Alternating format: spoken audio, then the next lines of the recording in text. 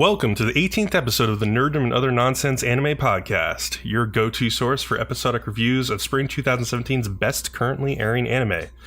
Today marks the 11th week of the season, so there's only 1 week to go after this one before summer season begins. My name is Bcom, and I like it when you call me Big Papa. Oh wait, that's not what it says here. It says, wait, I need to read this carefully. I like it when you call me Silly Sally in the bedroom. Also with me is Leo. Oh, interesting insights to your personal life there, Bcom. Very interesting. Very interesting. Let's jump right into things so we can get through this cavalcade of final and penultimate episodes. Yeah, we were recording this really weak. Like, I've already seen the next episodes of some of these, so I'm gonna do my best not to mess myself up in these guys. But Sundays.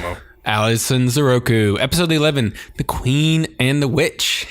And I did watch episode 12 like an hour ago, so hopefully this doesn't hurt me. I haven't seen it yet, so I'm going in blind. Oh, good. So everybody's on their way to go look for Alice and Zoroku. And then like Zoroku stops by his shop to tell his two employees that I might be away for a while. When he leaves, the employees seemed super pumped to get to try and run the flower shop all by themselves. That's that was cool. kind of cute. Yeah, I kind of liked that. That was fun. They liked the extra trust that they're going to get from this, or whatnot. I knew it was in good faith, but part of me was like, hey, are they pumped because they're like, oh, the old man's finally gone? Yes. I thought that too, but it's definitely they really liked this opportunity to give it a try by themselves. Exactly. Yeah. But our two girls, Alice and Hattori, they're still stuck in the deepest part of Wonderland, and they have no cell service because Hattori has her cell phone. So it's kind of a big deal. Their powers are still completely not working at all, and they're basically going to have to find their own way out physically. And we know Alice is extremely physically weak. We just jumping around for a block and she's out of breath and can't even move anymore. We know this stuff. So of course, they start to get their way out, and she's just huffing and puffing the whole time. She's already out of breath, and they're just going up a couple flight of stairs. And it's really cool. The stairs are going up. They're surrounded by cogs and everything. It's wacky. We find out that Zoroku did tell his employees everything he knows, including where Alice is from and what she is. And they were not really surprised since they already kind of had a hunch, with all the weird stuff that kept going on around them with Alice. Yeah, I had to think about that for a second. I was like, I wonder what they had a hunch about exactly. Did they have a hunch about her having secret powers, or did they have a hunch about her just being I would special? say that something's not normal with her.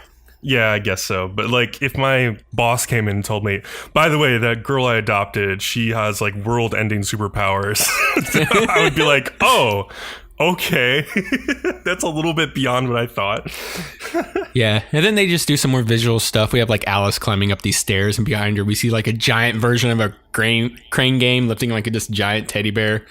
The episode was just turning out to be really visual, and I thought it was really cool. And they eventually come to a ladder that leads to a door, and Alice is this whole time also been saying something it'll never work, so on and so forth.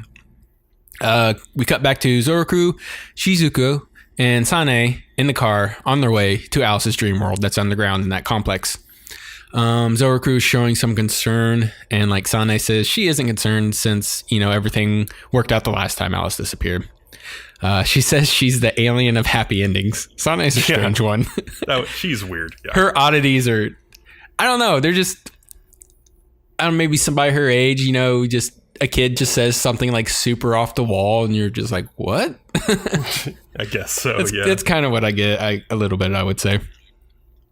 Back to Hattori and Alice. The door did lead to the surface, and when she does open it, she can see the door she originally came in that led to her house. It's just a little bit of ways.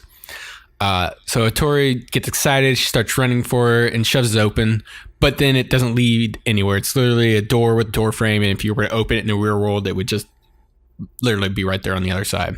Just the grass that you're standing on or whatever. she like falls to her knees, in despair, and Alice finally catches up and she's all out of breath and explains that since her powers are gone, the door's exit probably disappeared too.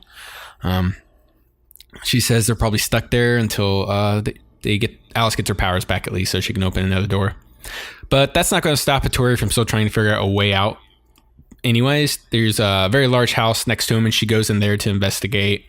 Back to Zoroku and everybody, and they arrived at the facility, and Noriko is explaining to them that they believe the girl that is with Alice is the one responsible for the Harajuku incident, where everybody froze up.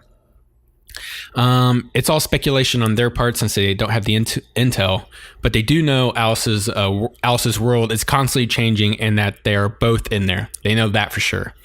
But they also can't observe anything else that's going on inside. That's where they're stuck at with all the intel they have. So they open the doors to Wonderland, and Zoroku and Sane and Shizuku transforms, and they go inside in search of the two girls. Quick scene jump. Hattori is now inside the house looking for anybody, and Alice is like resting on the stairs, out of breath. We go back to our three amigos who come across a statue depicting various scenes from the sleepover we had a couple episodes ago. Is kind of funny. And then, okay, so this is Wonderland, so just random stuff's always going on all the time, and I'll say the next episodes are really cool about that too.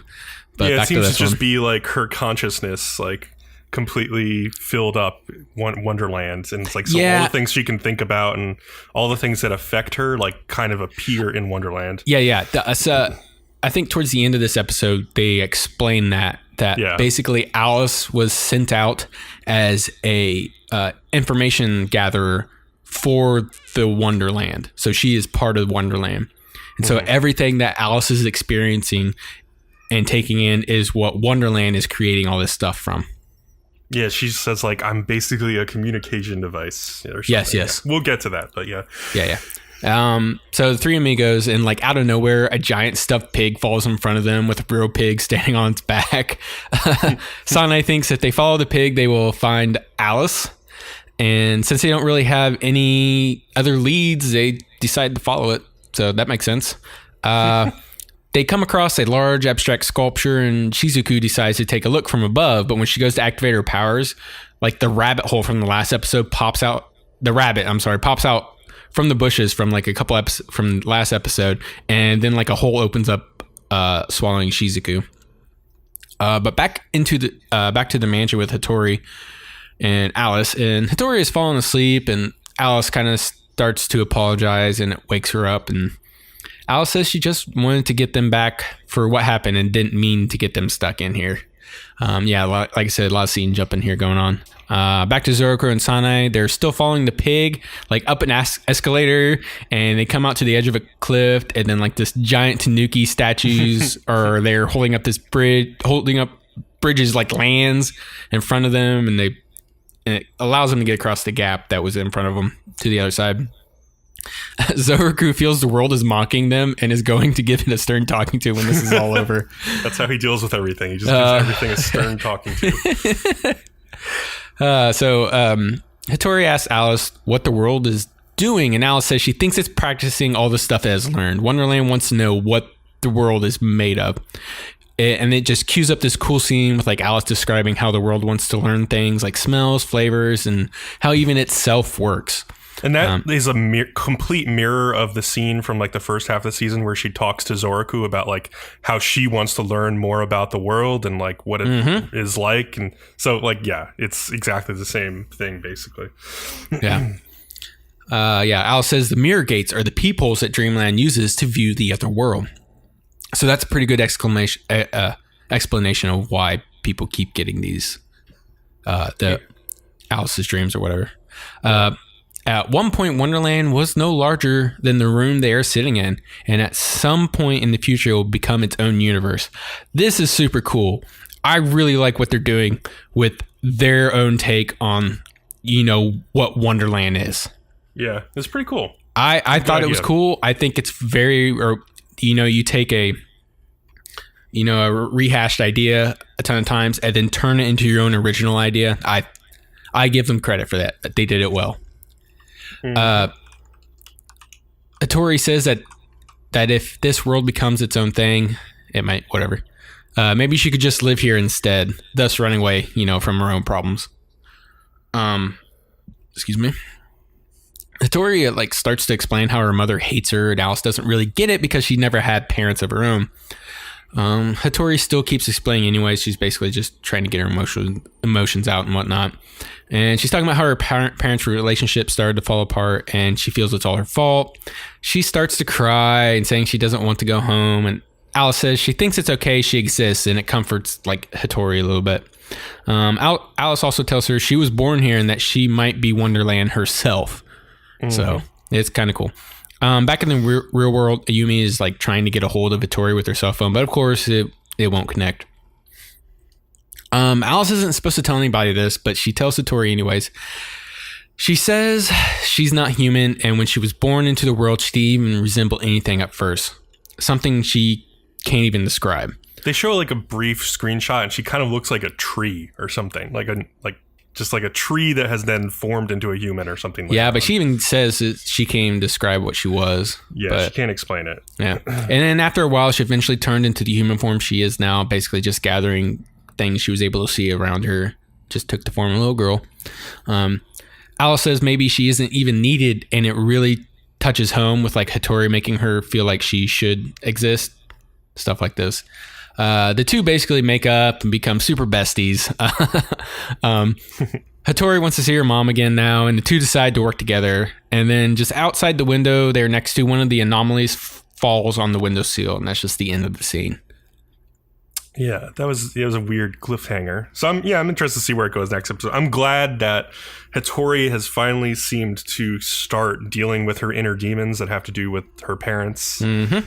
It took a long time. It took a lot of frustration and a lot of Alice finally explaining things to her. But I thought it was important for Alice to... Basically, I felt like Hattori is a little girl, and she thinks that everything that happens to her is the worst thing that's ever happened to anyone. So when Alice tells her oh yeah, by the way, I don't even have parents. Also, I don't understand anything about the world. Also, I used to be a tree, and now I'm a supernatural being that doesn't understand anything. Hattori's oh shit, things could be worse. Yeah, that's such a little boy mentality that it makes sense. That's why I really like the show, because the little girls act like little girls, even though you disagree sometimes. No, yeah, sometimes I disagree, but this episode for sure, this was a good episode. I exploring the psychology of these one little girl and one little supernatural being girl. I thought it was a strong episode, finally, to have them talk to each other and listen for a change rather than just yell and complain and try to kill each other and stuff like that. So, but yeah, Alice. I think Alice next episode, she'll just she'll get to see Zoroku again, and she'll say, "Come with me, and you'll be in a world of pure imagination," just like Willy Wonka. Yeah, that's how it'll end. I'll spoil it for you. That doesn't happen. Damn, they didn't steal the rights, bastards. Okay. Oh man, dude. You ever have you okay, man, I'm taking us off topic, but Willy Wonka, the original, not the new one, with what's his name, Gene Wilder. Thank you, Gene Wilder. I was like, Gene, who's Gene? That's really a horror movie, dude. Yeah, if you watch it like a horror movie, it is a horror movie. I can see where you're coming from with that. Yeah, I love. And I want to say, I think I saw something the other day. Gene Wilder was was acting so crazy on the set that people didn't know what was up with him. They thought something was wrong with him or something like that. Because his performance is just bonkers. It's fantastic. Yeah, I love all of his performances. It makes me want to watch it after we're done with this podcast. It's a great movie. I would not discourage you from watching it. Yeah, I just watched The Great Outdoors again last week. Oh, that's a good movie too. It's really good. But anyways, you want to talk about Little Witch Academia? Yes, I do. All right, so we got episode 24. So this is the second to last episode. So yeah, we start off right where the last one left off with Chariot confronting Qua, and Qua tries to guess what negative emotion Chariot's going to express, but Chariot, like, just out of nowhere says the word, like, styrkadas to herself, which stops all the cubes from flying around her, and she claims that if she can control her emotions, Qua won't be able to steal any fuel spirit from her, so then she won't have any power. So they, like, exchange a few more words about how, like, Qua doesn't truly believe in magic anymore, and then Chariot just legitimately just pulls out a lightsaber. Just like a blue lightsaber. It's a lightsaber. It is not like a fake lightsaber. It's just a lightsaber. Yeah, I watched this and I was like, you hadn't yet, and I messaged you and I was like, this isn't a spoiler because it happens literally within like the first 2 minutes of it. But I think Chariot's the last Jedi. Yeah, basically, like freaking going Rey in this episode or whatever. Like the sound effect isn't exactly the same, but like the whirring of the lightsaber is very close and maybe just lightly edited from like the true Ben Burt sound effect. If you had your back to the screen, you would turn around looking for the lightsaber. I mean, there are anime where they straight up just lift that sound effect, like the Asterisk War. They totally lifted that lightsaber sound effect, like the exact one. So this one I could tell was a little bit different. At least they at least like did a little something different, but still, it's like it's an homage, I guess, is the nice way of putting it. Yeah, my notes say that looks like a lightsaber. That sounds like a lightsaber. Yeah, that's a lightsaber. Exactly. So right. Chariot launches herself at Qua and does like a jumping attack, and then like some crazy dodge move where she turns to like 12 of herself to avoid getting hit by like this robot that's firing a machine gun that Qua has. And she like plunges down at Qua, but her lightsaber is blocked by like this force field that Qua manages to put up. And so eventually, though, Qua captures Chariot in like this red laser field, and it starts shrinking. And she's like, "Bye-bye, Sensei," as if she's going to kill her. But then Qua's remote control is like magicked out of her hands by none other than Professor Finneran, who actually showed up to have a heroic moment. And the headmistress is there with her, too. And so they're interrupted, though, before anything else can happen, by Qua's emotion capturing machine, which hits like a critical mass and starts going nuts with power. Like it starts like sparking and like just going crazy. And so that we then see like out in the world that the angry mobs are starting to like lose their shit, and that the app that was like keeping their emotions in check is not working anymore. Qua's like floating Roomba bots. Sorry, I said butts. They suck up too much emotional energy, like more than they can, and just start exploding in midair. And then like you see like the riot police saying to each other, like, we need to call in the military. Like, we can't handle this anymore. And so Akko, Diana, and friends, they're out and about, and they spot this huge parade of Qua's cubes that are following the ley line and flying back towards Luna Nova. So they head after them. Meanwhile, Qua is marveling at her noir rod, which is like this giant evil reconstruction of the shiny rod that she's built in her laboratory. And it's like overflowing energy has activated. And like when it finishes starting up, Professors Finneran and Babcock, the headmistress, fall out of the sky magicless. And then Qua explains that the magic can only be used by someone with one of her routers in this location now. So like she controls all magic. And then she releases Chariot from her force field, and like because of this, Chariot was floating in midair, she comes crashing down onto this like concrete bridge, landing very hard. And then we also see that the Sorcerer's Stone at the top of the Luna Nova tower loses its energy, stops floating, and like crashes into the ground beneath it. And at this point, Akko and the friends and the ley line also fade out of existence as they were using it, and they just fall into this black void. So everything's going wrong. All the magic is disappearing from around Luna Nova. So Qua transforms the noir rod into something that looks like a weird mech and like tells it to take her to Arcturus Forest. Yeah, when it transformed, I immediately thought, I was like, man, this looks kind of sentient. I feel like it's going to turn on her. And then that's what happened due to different circumstances. But that's what did happen. So I was just like, meh. For sure. So right before like the mech kind of disappears and transports, Chariot's able to jump and barely touch it before it teleports, and so it takes her with it. And so like once there, the noir rod has now like become sort of like flying ship, and Chariot and Qua are like standing on top of it. But Chariot knows Qua has come here because the 9 old witches told them that the Grand Triskelion was sealed at the CRE-HATERS forest and at, like, I think the Wagandia tree or whatever. So Qua tells her to watch as she finishes the job that Chariot was unable to.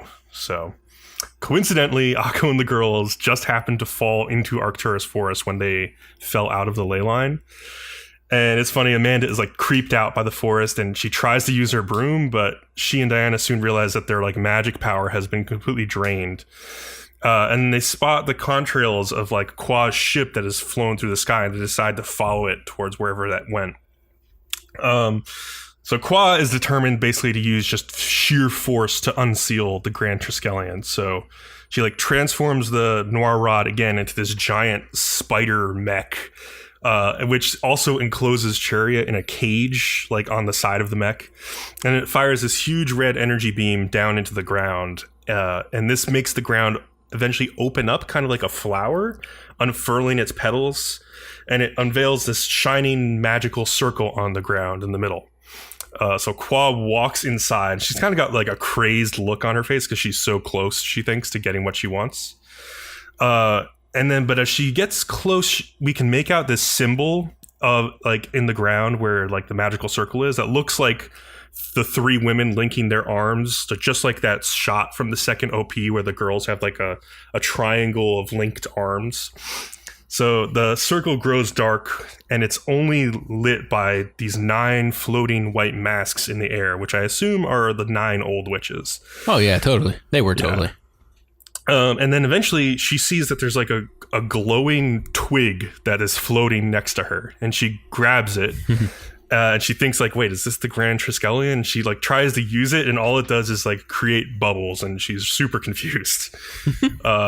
Meanwhile, back in the real world, Andrew is informing his father of like these rumors of a coup d'etat in their like rival nation that they never they never say the name of the country, but like, yeah, it's like a rival nation that the soccer team match was with. And so like the other politician dude, who's like kind of an asshole, sees the coup d'etat as an opportunity to convince some moderates in his own country to raise the military against their enemy. And Andrew's kind of like disgusted that this guy would use this chaotic situation to their advantage. But, you know, that happens in politics all the time. So no matter what Qua does, the twig in her hand seems only capable of like parlor tricks and like just nothing important. And she's like beside herself with disbelief. And so up above, Chariot sees the visage of Professor Woodward appear in front of her. And Qua sees it too, and she demands to know where the Grand Triskelion is. And Woodward just says, like, you already hold it in your hands. And then Qua just starts like screaming at Woodward. And says like, you always just look past me and you never guide me. So why are you even show your face anymore, basically? And she like throws the twig at Woodward, and then like Woodward's ghostly image disappears in a gust of leaves along with the twig. Chariot yells at Qua to pay attention to what's going on around her. And Qua's phone starts yelling like red alert, red, until it basically short circuits. And then Qua realizes in horror that she can't control the Noir Rod anymore. It's like gone apeshit. So Qua is like furious that even at this point, her own creation has betrayed her in the end. So she tries to blow it up by detonating her Roomba bots against the sides, but it doesn't do enough damage. The cubes just repair the rod quickly, and it starts to gain a will of its own, just like Leo predicted. And it attacks. It's just the way it was in its design. Just like I said earlier, like when Qua first showed up, I was like, well, that's a bad guy design if I've ever seen one, you know? Exactly. So Chariot tries to save Qua from the Noir Rod, even though like she's been a prisoner this whole time. And it's the rod has basically transformed into like a giant like evil mech dragon at this point. And Chariot just tells Qua like, I'll never abandon you. And like a teary-eyed Qua tells her to run, like, you've done enough. But Chariot's like, no, I haven't. Like it stole Qua's dream. Or sorry, she says like, I stole Qua's dream. I stole your dream, basically what she says. I stole Akko's power. I won't let anything more be stolen. So the dragon catches Chariot off guard, though, and holds her up in front of its giant mouth, ready to swallow her whole. But a spell comes flying in just in the nick of time, and it was like the combined power of Akko and Diana both holding the shiny rod that let it go. Basically, I think they needed to join together because they had their magic drained. So, like, if just one of them had thrown the spell, it probably wouldn't have been enough. But it's just like both of them, and then like all the girls are behind them. It's like a hero shot kind of thing. Kwa looks at her app's diagnostics and sees that the Noir Rod's energy link is starting to break, and she tries to start a shutdown sequence. But the rod attacks, and Chariot tackles Kwa out of the way, but gets swallowed by the Noir Rod herself in the action doing that. So Akko like immediately leaps into action, thinking of the words, and she recites the first ones, like Noctu Orfe Aude Fretor, to activate the shiny arc, the glowing bow and arrow. And she uses it to pierce the Noir Rod dragon's like single eye in the middle of its head. And it's a critical hit, and the Noir Rod explodes in a huge blue fiery blast. And like Amanda cheers on Akko, but Akko has other things on her mind. Like she's like trying to like cheer on Akko, but Akko just like walks straight towards Chariot and kneels down in front of her. And she tells Chariot like, "We finally meet." And she smiles at her. And she tells her to take the shiny rod. Basically, she just like gives it to Chariot, and Chariot tells Akko like, "Hey, it's not mine, it's yours." But Akko explains that she's made up her mind, like to return the rod to Chariot when she found her. Like she made her mind up a long time ago. So Aqua tells Chariot that like the performance she went to as a child, it made her like dream of becoming a witch so she could one day meet her hero. And now she has, and she says she couldn't have done it without all of her friends who she never would have come so far without. And Chariot tries to tell Akko that she took her powers, but Akko just like interrupts to tell her like, "No, I knew I could never be like you, Chariot." And like, Chariot, you soar through the skies using your beautiful transformation magic, but Chariot is Chariot and I'm me, is what she says about herself. I can only be myself, even if I can't fly and always mess up. So Akko just like promises to study harder and harder because magic is the most wonderful thing in the world to her, and she wants Ursula to remain her teacher. So she asks Chariot if that's okay. And Akko tells her like she wouldn't want anybody else, and that she loves her. And it's a very sweet moment. Chariot tells Akko that she made her own dream come true as well by saying that. So Diana and the other girls are looking on as like the Chariot is like hugging Akko, and she notices that the last gem on the shiny rod is twinkling. And Chariot Twinklet. Twinkling. I said twinkling. I heard twinklet. I was like, what? I don't know. That must have been Discord. That's weird.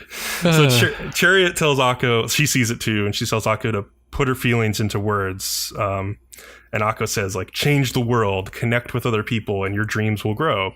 And then recites the last one, Fasanshir Shirlila. And the whole screen goes white, and then the glowing twig from before appears in front of Akko. And the girls don't know what to make of it, and they tell Akko to try it out and see what happens. And so Akko like speaks the word again, and then the twig kind of like combines with the shiny rod and brings the forest around them into like beautiful splendor. Like it's just like starts turning all of like the dead like foliage and trees into like a beautiful forest, and then a rainbow arcs above them. And then Kwa's just sitting there like, God damn it. Like she's in disbelief as she sees like the true like power of world reconstruction magic. And then the girls all dogpile on Akko like to congratulate her. And so meanwhile, though, the threat hasn't quite passed yet, as we see in the distance like a rocket of Kwa's design shoots off into the atmosphere. And the angry mob in town stands around confused, and Andrew's father sits like among a table of other politicians wondering how to handle the situation. And Akko just smiles, though, at the end of the episode, and you can tell like everything's gonna work out okay. So yeah, it was another strong, like, emotional episode. Like, I liked how quickly Akko just forgave Chariot for everything from the past. What did you think of this episode? It's pretty good. I did think the fight was a little bit lackluster compared to the other fights in the show. Yeah, I could see that. Yeah, but I think it's just the setup for the final episode, which will probably be fantastic. And the speech at the end there afterwards and all the cool animation effects was just really great. And I thought it was a great cliffhanger for the final episode. So yeah, it is strong. And I have seen the final episode. I won't say anything about it, but it is very good. So we'll talk about that next week. I saw your 3-word response in the other Google Doc. Yeah, I only wrote those 3 words because I saw you hadn't seen it yet, so I didn't want to say anything else, basically. don't want to spoil you on the final episode of Little Witch Academia. So all I've seen is some screenshots, and it looks like a pretty cool tag team match between Akko and Diana, but we'll see. Mondays, Grimoire of Zero. Episode 11, The Witch and the Sorcerer. Opens with the brief flashback of a child Zero and a late teenager 13 be instructed to look after Zero. But then it's just how episode 10 ended. 0 and 13 are facing off, and it's just a lot of flashy magic effects as the two do battle, and I don't really have a better way of describing it. That's just what it is. Yeah, they just chant back and forth and say a whole bunch of bullshit, and as an audience, you're just am I supposed to be interested in this? Or well, if you do notice, they're reciting the same things, except the wording's a little bit different between the two. That was which is the important. Interesting part. Yeah, that was the interesting part for sure. Because at first I noticed it, but I was like, well, maybe they just have 2 different versions of the spell, and they're just chanting certain. It was very specific. Just certain words were different. Words that basically have the same meaning, but can have a second meaning and stuff like that. And then later on, it becomes important. So it's pretty cool. In the middle of the battle, Zero smirks and starts to overpower 13, who is just amazed she had this much power. 13 is barely holding her off, and he's coughing up blood, and Mercenary's it's enough, and don't kill him. And Mercenary actually jumps in front of 13 to protect him, but because of the spell Zero put on Mercenary, the entire blow is redirected back at Zero. And Mercenary's confused. He's what happened? And then 13 runs over to Zero, who you see is just super beaten up from taking the brunt of that magic spell. Meanwhile, the sorcerers of Zero have received a message that everybody is gathering and morale's high. Alba says 13 must know, and it's probably a trap. But we, as the audience, already know 13 is the leader of the sorcerers of Zero. Yeah. And if they attack him, they will die instead because of the blood seal they've taken with him. But Hold'em this whole time, Hold'em has still been trailing them. And when they stop, Albus gets everybody's attention and explains to them that his plan of erasing all of his magic. He's trying to reconvince them, but it doesn't work, of course. He keeps just trying anyways. Back with Mercenary, fretting and asking 13 what happened to Zero. 13 explains to Mercenary what we already knew about that whole bass scene from earlier on, which he actually did basically cast a spell on him. Yeah, so that was good. We figured that out. I mean, it was kind of simple, but yeah, it's cool that we figured it out. Yeah, we figured it out, and I put internet high five Bcom. But Mercenary is annoyed that his employer was protecting him, the bodyguard, which defeats the purpose of him being a bodyguard, right? For sure. 13 begins to remember the time when Zero asked about the ceiling being blue and why the witches were living in hiding. Because there was that little hole in the ceiling, and she's like, why is the sky blue out there? She didn't understand, 13 lets Zero borrow his history books, and after a couple years, it shows Zero is reading a book 13 wrote. And she comments about it and also gives her inspiration that it's given her inspiration to write her own book. It's just a cool little thing here where 13 inadvertently caused Zero to write her book, and arguably the beginning of this whole dilemma. And then it's just a montage of cute scenes with 2 of them in the library reading and writing books. 13 even eventually gave Zero her book cover and bindings as a gift that she wrote her book with. That was cool. At the end of the montage, 13 and Mercenary are sitting next to Zero's body, reflecting on what they have done wrong. generally just moping and trying to figure out what to do next. Suddenly, Zero sits up, and I love how you have to just edit everything, even as we're going along. Well, you had it spelled like sudden semicolon Y. I was like, just fix it to an L. Why not? I don't yet. It's because if you look at the keyboard, semicolon's next to the L, and I didn't catch it. I was fixing it for posterity. For when they put these Google Docs in the Smithsonian, I needed them to be correct. That's why. Oh, God. Listeners, I'm just saying it's distracting when you're sitting there and like the whole paragraph start moving on and you're like, But anyways, suddenly Zero sits up and asks what these two fully grown ass men are doing being so pathetic. It was funny. Zero says it's good Mercenary stepped in because she might have killed him even though she was holding back a little, and like 13 is surprised that she still had power left over and she was holding back. He's like, Jesus Christ, lady, how strong are you? Zero explains it's about who created the spell, not who has the most power. She explains she wrote errors into the incantations of the Grimoire of Zero, which explains earlier why they each chanted the spell a little differently. Since 13's desire was to take over the country for Zero, and that's not her desire, but to erase all magic and start over, 13 has a change of conscience and has conceded and will now follow Zero. His whole thing is everything he's done is for Zero. So we go back to the Sorcerers of Zero. They have set up camp and are going over their plans when an alarm that the knights are attacking them sounds. They leave the tent and leaving Albus alone. Hold'em shows up and he says, the alarm was his idea, and the two escape together anyways. One of the sorcerers chases them down, but they easily stop him. They don't kill him, but they tie him to a tree after they knock him unconscious. Excuse me. When he comes to, he like asks Albus why she betrayed them, but then like Hold'em steps in and says, "You're the one being tricked by him." The other sorcerers show up, interrupting the conversation. They run away. Back to Zero, 13 and Mercenary, where 13 reveals he can view things from the pendants on everybody's chokers that the sorcerers wear. He then shows Hold'em and Albus running from the sorcerers. Zero says we must save them, and they run off to do just that. How often do you think that 13 was watching Zero while she was taking baths? Zero doesn't wear a choker. Yeah, she actually doesn't. But like, does Albus wear? Albus wears one. So yeah, he can see everything Albus has been doing. 13 was probably getting really jealous all those times when Albus was sneaking into bed with Zero and Mercenary early on in this series. Oh my god. I'm just saying, like, you had to keep an eye on them. Yeah, it just makes you think of all the indecent things he's been saying. He's probably been watching the big boob lady the whole time. That's true, definitely. The Sorcerers of Zero, the Sorcerers of Zero say that they will send their assassins after Albus and that they will commence their attack anyways. And they also reveal that they have a bunch of like magically induced rabid creatures in cages. Albus and Hold'em have been surrounded by the assassins, and just before they think it's over, Zero shows up and negates all their magic.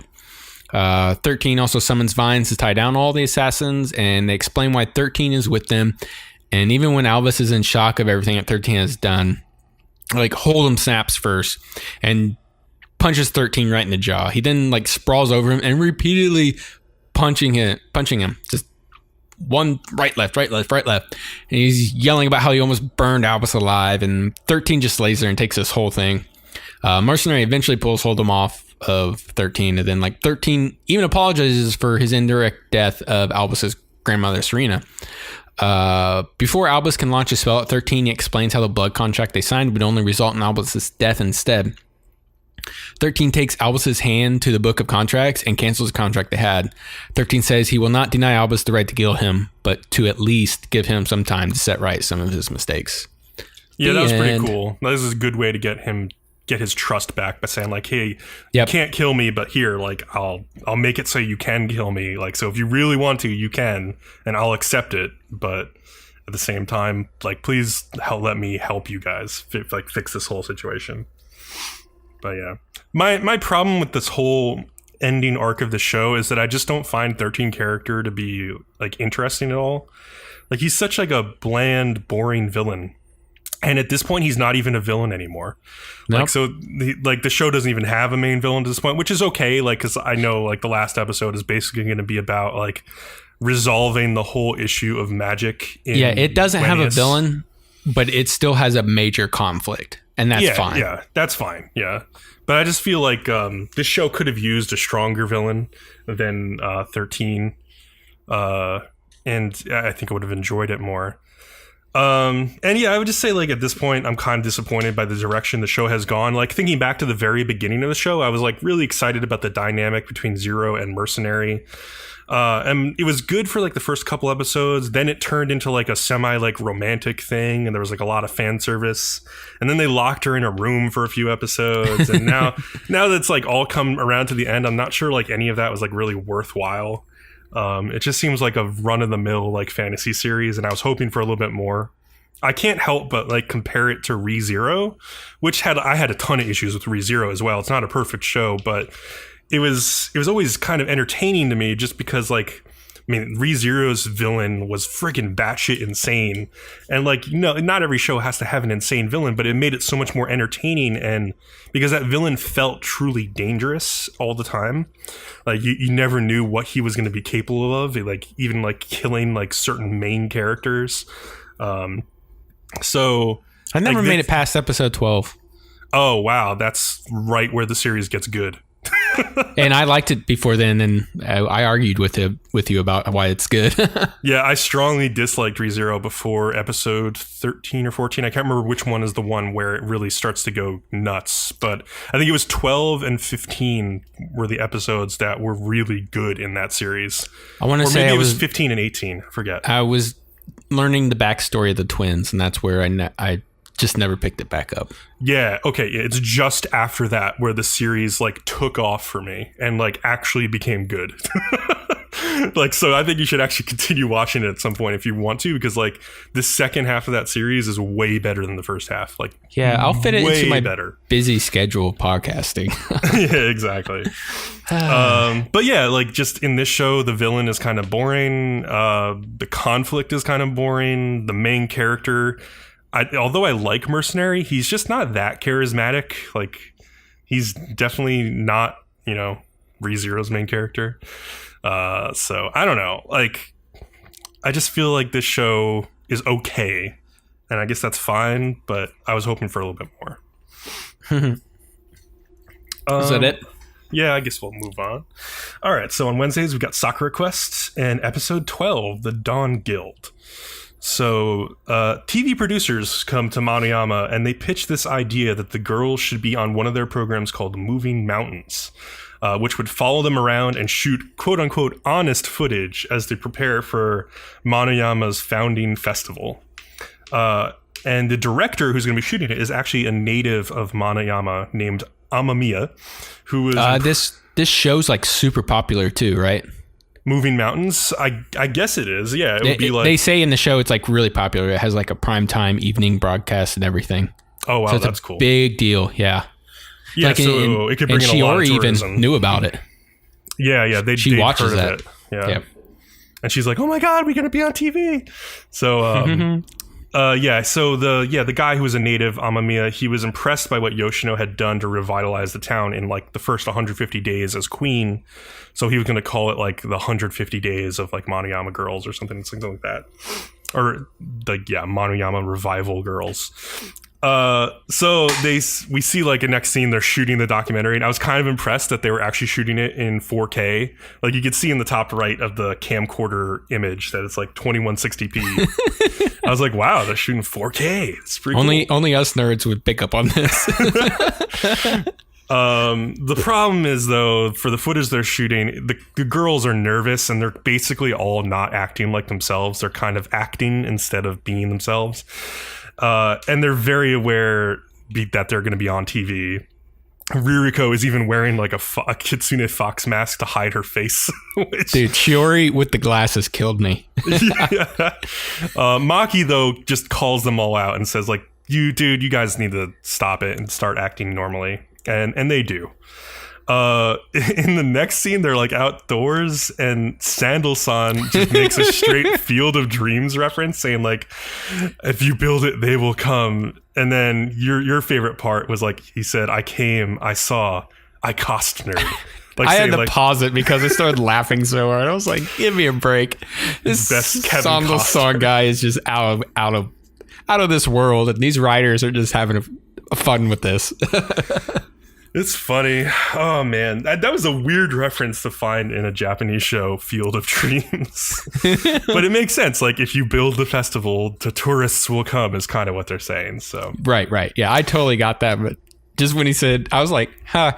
And then he just, I came. I saw. I Costner. I was like, you got it. You're killing me, dude. So the camera crew like follows each of the girls separately as they perform their various tasks and stuff. I especially like this scene between Ririko and Oribe, where Riri showed her determination to make the festival work, and Oribe like is talking to her, and then she turns around to the camera crew and she's like, "Be sure to use that part." Yeah, like she upped the drama just for that little scene. Yeah. The girls gather for dinner at the diner after all that, and Amamiya tells the cameraman to stop recording, and he's pretty blunt. He tells Yoshino, like, I'm not sure how to frame your character, basically, in this documentary. All of the other girls have, like, interesting jobs or personalities, but he tells Yoshino, like, honestly, it feels like you don't have anything. And I was like, damn, son. That was pretty harsh. Yeah, he's very on point about this. Yeah, to a certain extent, I kind of agree that, like, just like looking at the show in general, like Yoshino is kind of just like the Genki girl who all of the other girls bounce off of. She doesn't have like much of a personality or like a distinct thing that makes her Yoshino besides just bringing everyone together. So I thought that was like a good like way for the show to like put her down, because it's kind of true. Like it's a little bit of self-awareness. I was getting ready to say it's a little bit of self-awareness on the show's part. So exactly. That's cool. Yeah. I like that. The other producer, Kume, tells Amamiya that people are worried that the episode might not be that interesting, but Amamiya assures him that he has like a secret plan to make it cool. So Shiori tries to reassure Yoshino by telling her that there are plenty of ways that you're not normal. And she's like, also, you're just a late bloomer. Like, so Shiori's just like shitting on Yoshino but while trying to make her feel better, and it's not helping. It's really funny. And I keep like, when Yoshino keeps saying these things, she's like, she keeps thinking about it like, wait, is that an insult or is that a nice thing? I can't tell. Are you complimenting me? Are you giving me advice? I'm confused. Yeah. And the other girls learned that Yoshino came to town as a little girl. They finally see that like picture on the bulletin board, but they decide to keep it a secret because they're like, well, if Kadada found out about this, he'd be a huge pain in the ass, so let's just keep this secret. Because they're like, well, if we told the TV producer, he'd like cry out in joy because it would be like a huge narrative he could push. But yeah, there's some little short scene because it made me write this, but I don't know, it's like all of them like lined up and they're like doing the intro or something, and like it said something in the show, but then like I wrote down hottest tourist board that's ever existed, period. Like that was like my tagline for what they were doing. Yeah, they look really cute. It's funny, like the TV producer is like filming a spot basically to promote the show, and he's like, aren't these girls like so Jean, like so beautiful? And they're like, yeah, they're pretty gorgeous. So yeah, have you seen them? Yeah. So yeah, the girls are worried because they only got a fraction of the sponsorship money that they needed for this festival. But it turns out that Amamiya's secret plan was that he was able to book through some connections that he had a famous band to play. The band is called Ptolemaeus, and I thought it was funny because Ririko instantly makes like a very nerdy like connection. She confuses them for like the scientist Ptolemy, and she starts rattling off like scientific facts like Ptolemy is going to come to their town. They're like, no, it's a band, Ririko. And so they played extremely big band too. Yeah, and the way they're able to recognize them, there's like, oh, they played a song for that soda commercial that Moe was the actress from the movie Arc. She was in, and we see like the little soda commercial where she's like in a bikini and she's like drinking soda as the song plays. I was like, yeah, that's a Japanese commercial right there. And so Amamiya was able to convince his network to cover the costs of like the whole event, because it's also like a big publicity opportunity for them as well. So they don't have to worry as much about sponsorship money, but they still need some money. So also, like before the scene ends, like the tourism forward, and like people are starting to nitpick the idea a little bit. Like, loved this whole scene. Yeah, it's really good because like the guy at the end of the table is like, wait, we're gonna do this by the lake. Won't there be like a noise problem? And I was like right with Amamiya, because like Amamiya gets frustrating. He's like, you idiots. Like he yells at them. He says like, quitters always come up with excuses, and that's why Manayama will always be this middle of nowhere podunk town. And I was like, that's going a little hard. But he thinks it's crazy for them to hesitate at this opportunity, and he's right. So I was surprised that the girls like had a good reaction to this. They were like, "Oh wow, he's like kind of passionate and cute." Like, but because he kind of shat on their town, but at the same time, I guess they kind of feel like, well, yeah, we are a little podunk town.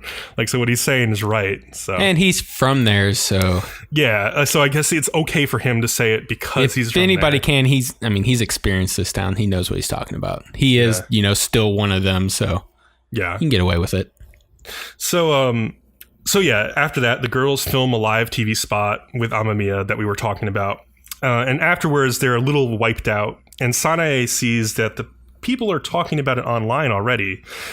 And everyone's referring to them as like the town revival gals. And she and Ririko like feel a little bit uncomfortable with that, which I thought was really interesting because usually in anime, like characters are super happy about being viewed as idols, but like not all girls are built that way. Not all girls want that spotlight. And I liked how this was like a little bit more realistic take on like if they feeling uncomfortable about being pushed as idols for this town. I thought that was cool. So the girls meet with the board of merchants to ask for two favors. First, they need more hands on deck to help with like this trivia contest that they had planned. This scene I thought was better than the earlier one. Yeah, but I think they're both good, but this one was just like super phenomenal. I thought it was amazingly well written. Yeah. And it was really great to watch unfold. The best thing about this scene is that it draws on everything that's happened in the show coming up to this point to get to the conclusion. So the merchants are pushing back, saying that we're going to be busy with the food stalls. But Yoshini tells them like, the trivia contest is going to educate people about Manayama and its products, so it's going to benefit all of the town's businesses. And so like she goes on to the second point. She says like, also I'm going to need money from the merchant board members to offer coupons to all the attendees, like 500 yen coupons, because we couldn't get enough sponsorship money. And so then there's even more pushback. And Yoshino like makes this big speech about like, don't you want the town to come alive? Don't you want it to bustle? And don't you want people to want to come back here again and again? But like there's people on the merchant board who are like, yeah, we've heard this song and dance. Like we had a founders festival 10 years ago and it was a huge flop. Like why won't this one be a flop again? And there's also like several of the merchant board members who like feel like they won't benefit from this. Like there's an owner of a tatami mat shop who's like, I'm not going to get money from this tourism. And there's a bookstore owner who's like, the added tourism isn't going to help me either. Somebody else says like, my things are so expensive, it's not what tourists would buy and stuff like that. Yeah, but those people still help. Those were the carpenters who Yoshino like helped. So like they're friends, and they're like, yeah, all our items are really expensive, but you know what? Like we're gonna help out anyway because we believe in this. And so like various people who Yoshino has already helped out start to throw their support behind her. Like Angelica from their diner like throws her support behind her. The chef who's in love with Shiori's sister is like the first one to say like, hey, I think this is a good idea. I'm going to back this. And then after like a few other people, like finally Oribe, who has like the final say, explains that, hey, let's throw our weight behind us. And like another woman is like, wait, you think we're going to spend all our money on this? It's not even going to like support all of us. And then Oribe is like, you know what? We have this reserve fund. Like, when else are we going to use this reserve money than now? Like, this is the perfect time. So Kadata tells Yoshi that, like, afterwards, like, first of all, Oribe is like, okay, we're gonna do this. And so, like, everybody celebrates. And Kadata tells Yoshi afterwards that her work is finally worthy of the position of the Queen of Manayama. And I thought that was a really nice thing for him to say. And then at the very end, the girls wake up Yoshino because they have an emergency, quote unquote. They say it's a problem specifically. Yeah, Sana it is. Yeah. And they run outside. And it's not. It's not. Well, it kind of is. It turns out that a bunch of tourists have already started camping out for the Ptolemaios concert because the band is that popular. So they have all these people here already, and it's like sooner than they expected. So they have to really get on top of things now. But then they're like happy about it. And I'm like, this isn't a, she said problem specifically. Well, it is a problem. At least said problem. I'm like, this isn't a problem. Well, it's a good problem to have, but it's still a problem because you have to like find a way to like cater to all these people who are there early. So I don't know. This is probably one of my favorite episodes of the show so far, just because it was, like Leo said, so well written in the way that everything came together and all of the past arcs came together to support this like event happening, basically. I like how all of the writing from the past episodes of the show like intertwined with this one, and like all of the existing relationships between people in the town like all made sense and contributed to this, and that's just the mark of good planning and good writing, basically. Yeah, I'm really looking forward to the second half of this show. Yeah, I think I am more too. Like there were some rough arcs in the beginning of this show where I was like, oh, this is kind of boring. But it really has hit its groove now after like getting through all of the introductory arcs of each of the girls and all those backstories. Yeah, I didn't have a problem. The only one I kind of really didn't care for was probably Maki's arc. Yeah, that arc was not strong. Before that, I was pretty well enjoying it. And then that kind of went through and I was just like struggling through. But then after that, I've really enjoyed it. And like you said, the show's hitting its stride. And it's odd to me because this is, I don't even know if I could, if somebody said, oh, what's this show like? What can you compare it to? I don't really have anything I can compare it to that I've seen. Yeah, it's the closest thing to me is Hanasaku Iroha, but that's the more limited scope and a smaller cast than this one. This has like a big sprawling cast of characters. It does. They've done a really good job of making them all kind of stand out in their own unique ways, which is hard. Yeah, because I can almost tell you all of them from by their name and yeah.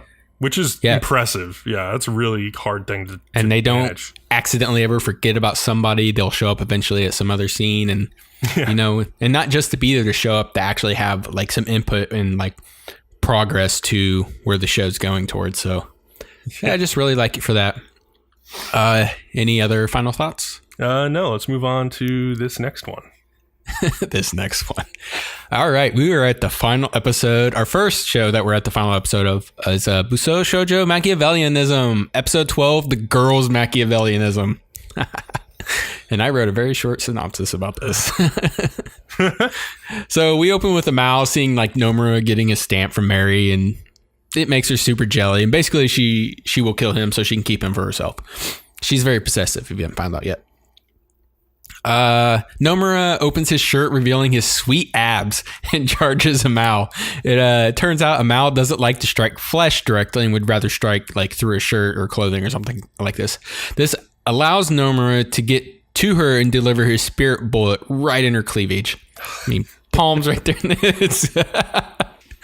Oh man, I watch the show and I'm just in my mind. I see Bcom smirking at every dumb thing it does. That's not my reaction. My reaction is just like blank face. That's my reaction to everything that happens in this episode. And then it starts a flashback scene of the first battle when like Nomura landed a shot, and that's basically when she fell in love for him. Cool guitar music starts playing, and the two have dissolved into just a slugfest. They're just trading punches after punches.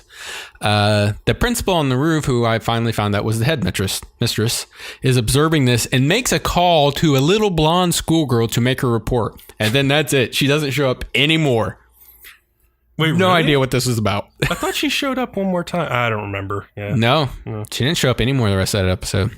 Good writing. The slugfest continues, and Amal is like so happy that Nomura is only focusing on her. This chick's got issues. That's all I'm thinking here. Amal lands a hit on Nomura that almost knocks him out, but Rin yells his name. She's like, Nomura! And he like snaps back to his senses.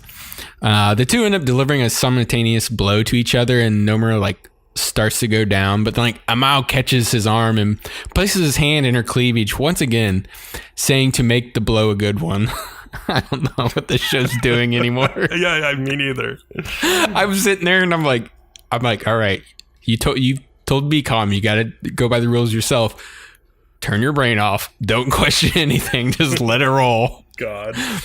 Amal says like a bunch of nonsense stuff because she just basically proposes to him at that point. Nomura denies her request and fires his magic bullet, successfully ending the fight and winning.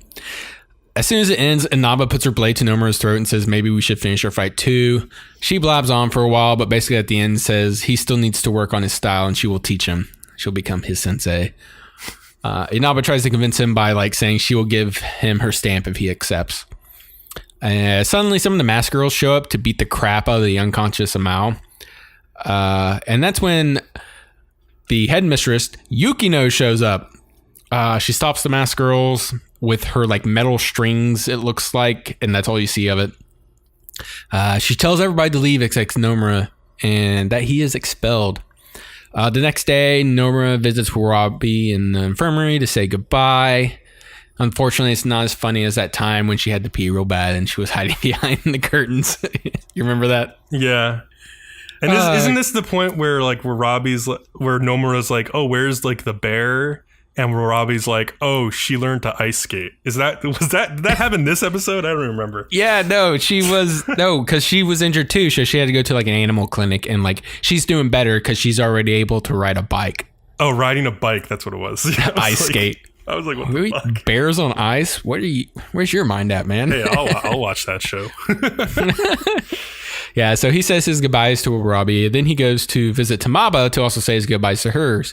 On his way out, he bumps into Tamaba's sister, and then like the two sisters kind of make up. Mary and Rin are not happy with Nomura's expulsion and voice their opinions to the headmistress Yukino. She shoots them down quickly, saying she will not reverse her decision. Nomura finds Inaba at the front of the school, and she informs him that Mao has already gathered her belongings and is at the airport. Nomura wants to chase after her, but until the paperwork for his expulsion is filed, he's still a student, so he can't leave. But Inaba relents and gives him his final stamp so he can leave the school grounds. Now he has to be, he has to train under her. Nomura gets to the airport and meets up with Amal. There was one thing Amal wanted to say to him, and that was grabbing him by his tie, pulling him towards her and kissing him. And then after that, she shoves him down and says, Nomura is mine, and apologizes to the other girls for their misinformation. Then she goes, bang, and walks away. Yeah, so I just want to say quickly about the scene. Like, I think this was probably like my favorite scene in the entire show because it was finally like a girl like acting really cool and taking charge of the situation. I like that I got to see Amal in a dress. Yeah. The only problem with the scene is it's straight lifted out of Cowboy Bebop, so I can't give this show credit for it because it's just Cowboy Bebop. I'm fine with that. Love Cowboy Bebop. So Nomura afterwards meets Rin at a bus stop, and she's in casual wear. Very quickly, Mary shows up also in her casual wear. The two explain to him that he is not expelled, and the headmistress was joking earlier about not being able to reverse the decision. Nomura heads back to the academy and is greeted by everybody at the entrance. And if you notice, Choka also got her drill hair wig fixed and back on. I noticed. I wanted to make sure you did. So it's like a harem end, like as we predicted. It's just harem end. Like he goes back to his harem at the school that he's built across the whole series. But man, yeah, this show was dumb. Like goddamn. It was really dumb all the way through. Like Tsukuyo had a line, or you call her an Inaba, in the beginning of this episode where she's like, it hurts to think about or something. I was like, yep, you're right. It does hurt to think about this show. Because it's that dumb. Like the writers, I feel who made the show, like made it at a level of intelligence that I'm not capable of devolving my brain to understand like what level they're writing on. Like that's the problem. You're using your brain. You're not supposed to use your brain when you watch this show. I can't turn my brain dial doesn't go down this far to like this level. Like I just can't do it. Like I just don't. Oh, I don't understand. Like it's at times I thought this show was trying to be like a parody, but then at other times I was like, no, it's just a generic harem. Like, so I don't know, like I couldn't even tell what it was being a parody and when it was being just generic. And in the end I felt it was just freaking generic all the way through. Like we predicted everything basically that was going to happen from week 1, except for the bear getting added to the harem. That was like the one thing I was surprised by. But yeah, in the end, it's a harem, but like I don't think any of the girls were like that appealing in the harem. I don't know. I wasn't attracted to many of the girls. I think Rin was probably like Rin and Amo were probably like the best ones. Fuck Mary, she's terrible. She's terrible. Her like fake French accent, which is terrible. And she's worse than Rin. Like she's just always coming after him. She's being like, "Please molest me." Like that's her whole character. Like it's so annoying. And then like Warabi, I guess people might like her since she's like your token like tsundere lolly. But I don't know, whatever.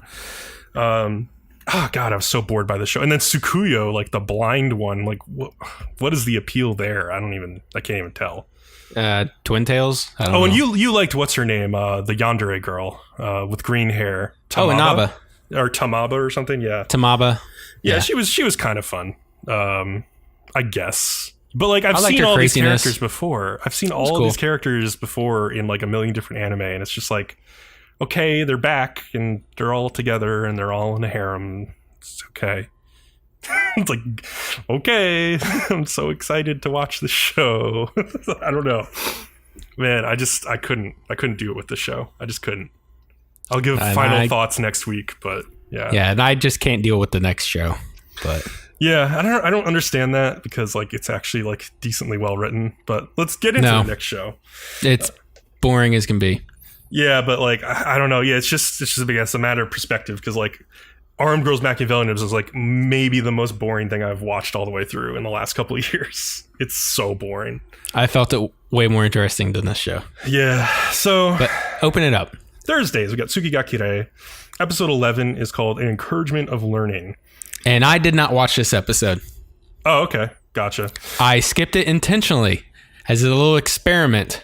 And I went straight to watching episode 12. I'm aiming to see if I feel like I've missed out on anything by skipping an entire episode. Oh, that's And I will talk about my results in the next anime episode. I'm not sure I approve of this experiment, but we'll see. Okay, so...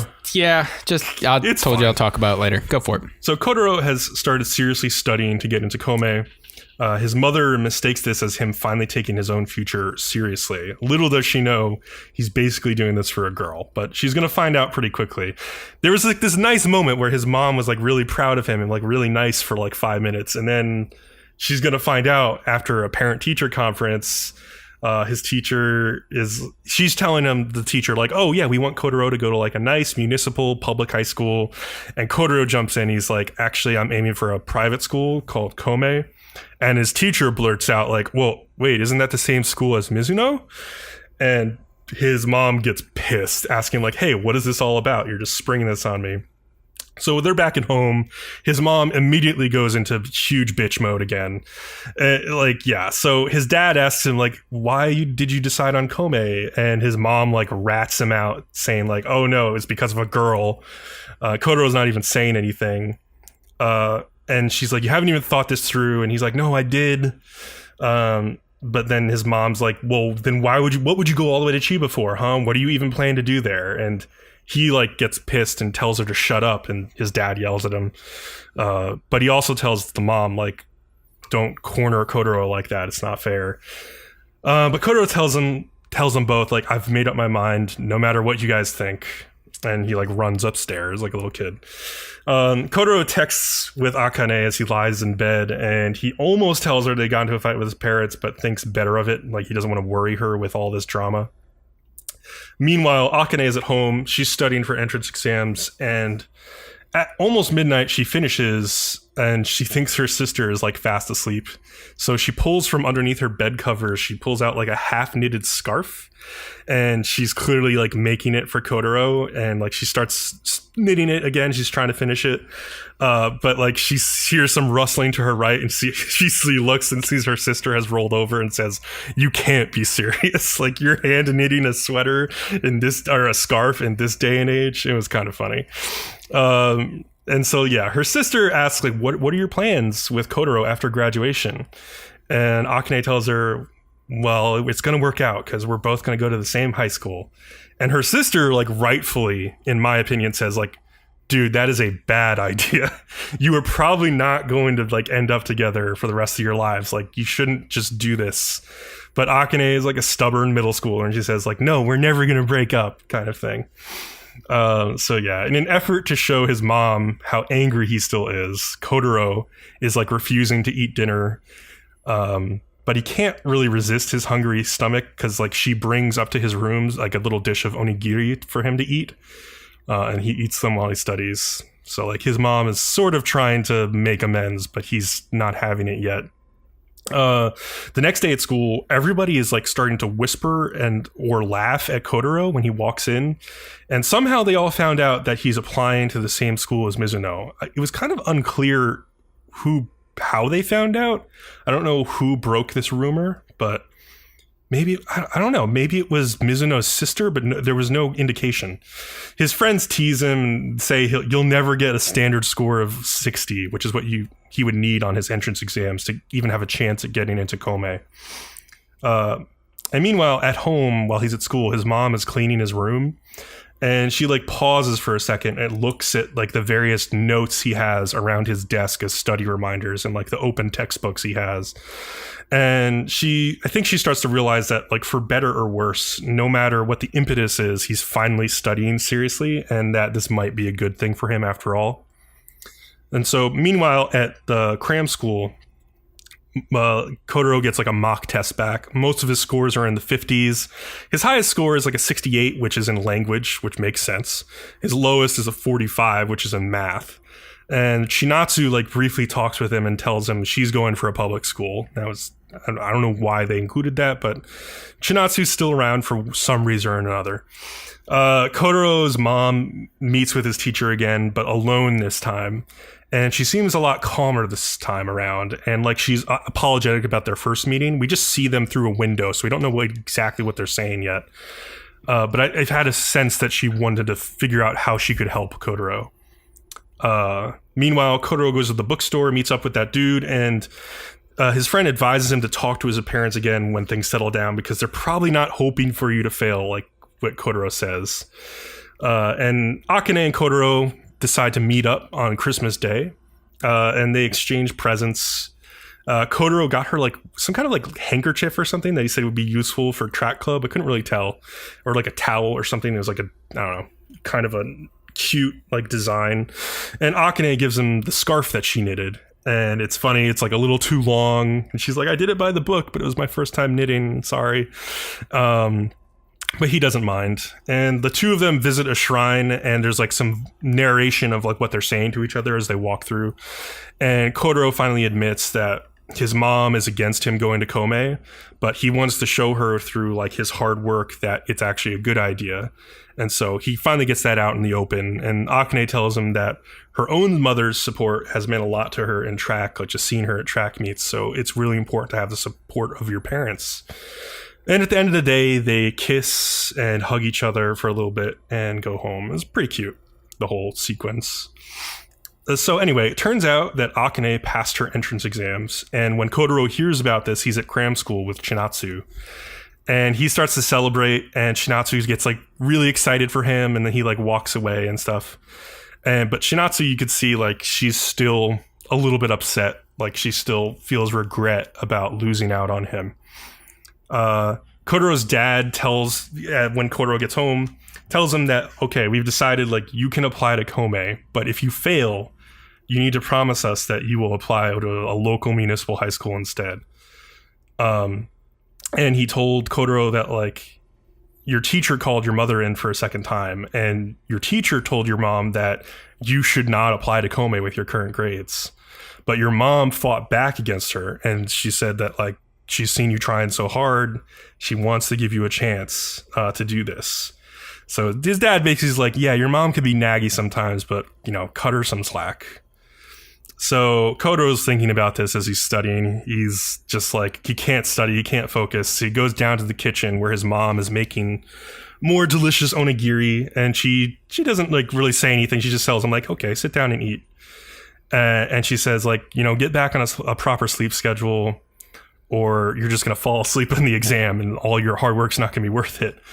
And I expected Kotaro to like say thank you before she walked away, but he just let her go upstairs and just ate the onigiri, and you could tell that like he was really enjoying them. And instead, the next morning is when they're seeing him off for the exam, and that's when he thanks her. He's just like, thank you. And she kind of like gets taken aback a little bit, like, oh, thank you. And she hands him like a bento lunch, and he goes off. And that was it. So like the next episode will be him taking his entrance exam and the aftermath of that. And there were no shorts this episode, likely because this show has had a lot of production delays. It's been coming out later and later in the day. So they probably just did not have time to do the shorts, which is a little unfortunate. But at the same time, we're coming to the climax of the show. So you don't necessarily need the shorts at this point. So yeah. Okay. Just a little quick observation since I now know about episode 11. Mm-hmm. Everybody knows I don't like this show, but just the observation I just made. If a show was episodic, it makes sense when you can jump around, like Space Dandy and Cowboy Bebop, which are very episodic. Only really a couple of those episodes in each of the series. Do you really need to know stuff to look at the next one? In this show, if I had accidentally skipped episode 11, I can tell you right now with 100% honesty, I would never have known I skipped it. Yeah, so my counter argument to that is that we're in the last 2 episodes of the season, so you basically should know where the show is going at this point. Like, it's a very clear route. Like, so yes, of course, episode 11 is going to be predictable. But like, I'm sitting here and I'm like, there's only the one scene. I'm going to save it for the next episode. That like, but I guessed immediately what happened. But I watched episode 12 really hyper aware, and not once was I ever lost. And like you said, but like I think that, and I'm just thinking of some of the other shows like Busou Shoujo. If you'd skipped episode 11, you would have been pretty lost at like where you ended up. Why you? To be fair, I was lost the entire time in Busou Shoujo. But and I'm trying to make comparisons, but it's just. To me, this is probably why I was so bored with the show, is I found so much of it completely unnecessary. But I want to talk more about paced. that. I'll agree. It was slowly paced, for sure. Yeah, and I want to talk more about that during our next anime episode, and my notes are already in there, so you can go read them if you want. I mean, like, I know that romance fans will be like, well, you missed episode 11. You missed, like, a kiss. You missed a hug. Like, you missed this really cute scene. You missed, like, all of this exposition between Kotaro and his mother and having that all be resolved. It was all unnecessary. It meant nothing. I disagree. Yeah, I completely disagree. It meant a lot. Like, it's building out his character. It's explaining how, like, he can go from, like, just planning to go to Kome, like this crazy ridiculous thing, to having his parents actually accept it as a good idea.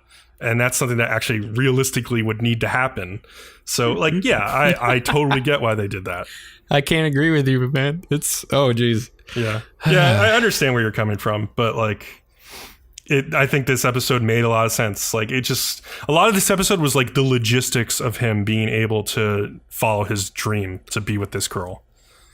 Which I think I appreciate having that episode in there, instead of just like this ridiculously unrealistic thing of his parents just accepting him going 2 hours away for school. Like, there needs to be some build up to that, and his parents need to see that he's actually working towards this. So yeah, and it doesn't matter here. No, the reason it doesn't matter is that you don't care about their relationship at all. If you they're middle schoolers. Yeah, that's my biggest. Who cares? That's my biggest problem. I can't get behind them. So if you have a daughter, you're not going to care at all about her relationship with her middle school boyfriend. Not really. It's not going to matter to you what happens at all. Like, as a parent, I'm pretty sure it probably won't last. Well, yeah. Don't worry. True. I will be aware of what their relationship is. And that's why I liked about this episode, where her sister is like, your relationship's probably not going to last. Like, this show is very self-aware of that. So like, that's why this show is very well written. I think you're just like not catching all the nuances because you don't care about the main couple. But if you did care about this main couple, or you could see your like some like romantic reactions in your past in this main couple, like I think that was one of the other things you related a lot to. Yeah, I think a lot of people, and I did not. Yeah, my situation was totally different. Yeah, and to be honest, like a lot of people who are watching this show are high school age. And so like they would remember middle school like it was a couple years ago, or like they can relate this to high school relationships as well. So mine was more along the lines if we had gone Chinatsu's route with like all kinds of backstabbings and crazy shit like that. Then I would have started like relating, which is so funny because like I had like my friends back in middle school were like the biggest backstabbers, but my friends now are like the most loyal people I ever know. So yeah, well, I liked Chinatsu, like her crazy, like scheming. Like we did make it through that part, but that was super tame to me. I was just like, oh, okay, yeah. Well, yeah, I mean, there's other shows. I mean, you can watch School Days, and you could see some real backstabbing. Oh yeah, and listeners, don't get me wrong, I like my romances. I'm still on my kick of reading female novelists who mostly fantasies, but there's always tons of romance in them, and like. There's one I'm reading right now, which is basically she is now in love with like her greatest enemy who has killed her mother, killed her father, and the author has convinced me of why she's in love with this guy. Now, it's really crazy. It's really good. But that's pretty cool. The one thing I'll say about the show, but then comparing it to like this middle school romance, it's like boring as hell. But anyways, yeah, I see that. Yeah. One thing I'll say about the show is that a lot of romance anime do not focus on characters once they're actually already going out. So I like that this show got to that point early and then it has explored like the various other pitfalls as they look towards their future. It's a rare thing in anime to have shows actually follow people beyond like the chase to get together and the first kiss. Like, so I like that the show has actually done that, even with like a middle school relationship. So yeah, it's not like a perfect show or anything, but like I think it is exploring some interesting things, and I don't think it's done anything like particularly wrong. But yeah, I understand why you could be totally bored with it too. Like I get that. But yeah, you want to move on? Yeah, we'll move on. I'm torn between whether I hate this show more or Recreators, but yeah. Anyways, let's move on to Fridays, where we both agree this show is amazing. Rage of Bahamut. Right, you agree with me, right? I agree. Yes. Episode 12, The Great Escape. We basically open with Jean, Nina, and Rita running down the dungeon hallway. Can we talk about Nina's running form where her arms are going? Look at my notes. I specifically... Oh, you did? Look, I would like everybody to know all three of them have a different running style. It's fantastic. It's really Rita funny. has the kind of like dainty arm swing that suits her. Like the running styles suit all three of them. Nina is doing like the Terminator 2 run. That is with her hands that's like the you're going perfect to way to describe it. It's so the Terminator karate 2. chop someone. And Jean has the most refined run with like her hands in a relaxed fist state, which is from her training. She would have the most supposed to be the best running form. It's just neat how much of their runs just suited each of them. Yeah, that's true. I can't believe you haven't read my notes yet. I don't read notes. Like I know that you always like read notes. I think you read too much notes actually, because you like read them before you watch other episodes. I sometimes read your notes, but then I like to be surprised. So no, I don't read the notes until afterwards, but because I don't want your opinion to reflect mine. Gotcha. Yeah. Sometimes I will go back and re-edit my notes after I've read yours, but that's usually because we both came across an agreement or something. I want to reopen it up. Yeah, but their running was it was so great and hilarious. And this is just the show starting, so I'm already like super in love with this episode. But after the opening, Gabrielle is preaching to her troops about the wrongs of man and how they must step in and correct them. Afterwards, Sophia is questioning Gabrielle if Elle is ready. Gabrielle is confident in Elle and says he has demonstrated he is capable of himself. And just one odd thing about this conversation, he's standing right there. Yeah, he could like clearly hear all of this, but I don't think he cares. I think he's just so focused on saving his mother, he doesn't care. Yeah. Excuse me. Meanwhile, Cherios is preparing his troops for the attack from the gods. He has like scouts flying around through the air and like there's catapults lined up on the inside of the walls. And all the civilians are trying to get out of the town and like save all their goods and whatever, their possessions and whatnot. And there's also still some citizens protesting who are still in favor of worshiping the gods. Some of the troops are like antsy to fight. And when like one of the demon troops walks by, the demon tells them to just sit back on the sidelines and watch the demons kick ass. Yeah, that doesn't happen. No spoilers. Back to our three females escaping, and they have like a ton of guards after them. Nina gets in like this whip battle, holding some of them off. It's pretty cool. Yeah, and their like, whole escape is very Indiana Jones inspired. Like there's the whip, and then you'll see there's a minecart later for sure. Yeah, it's pretty funny. And like an arrow is fired and it rips Jean's sleeve. Nina retaliates by like throwing a rock square into the face of the guard.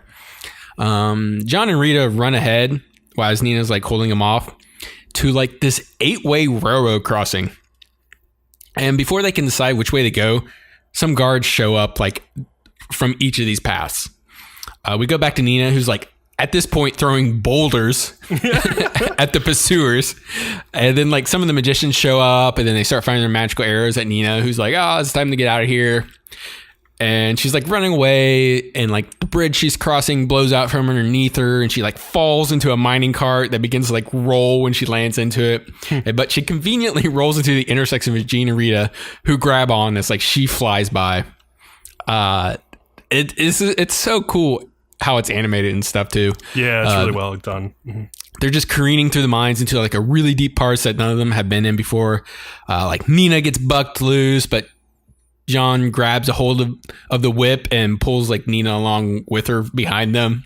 And they eventually get her pulled back into the cart. They like see a light ahead, and John and Rita yell at Nina to pull the brake. She pulls the brake, but ends up like breaking it, and they just end up like launching out into this huge opening of a cavern. And they all come like flying out of the cart. Rita like grabs on the Jean and goes all Mary Poppins, like landing in another opening on the other side of the cavern. Mm-hmm. They look around for Nina, who's like hanging from one of the overhead beams by her clothes, and she's like, I thought I was gonna die. And then like some male guards come running up, which is the cue to tell us that they have made it to the men's side of the facility. Jean charges the guards, causing a lot of commotion that like Fava Bean and Kaiser can hear from their cells. Then like the girls go charging through the cells, confused as to like why all the men are cheering them on. I think it's very obvious why the men are cheering them on. It's like three beautiful girls. Years. Yeah, 3 beautiful girls come like running through the jail for like the first time these guys have seen them, and they're also like escaping. So why would you not cheer them on? Mm-hmm.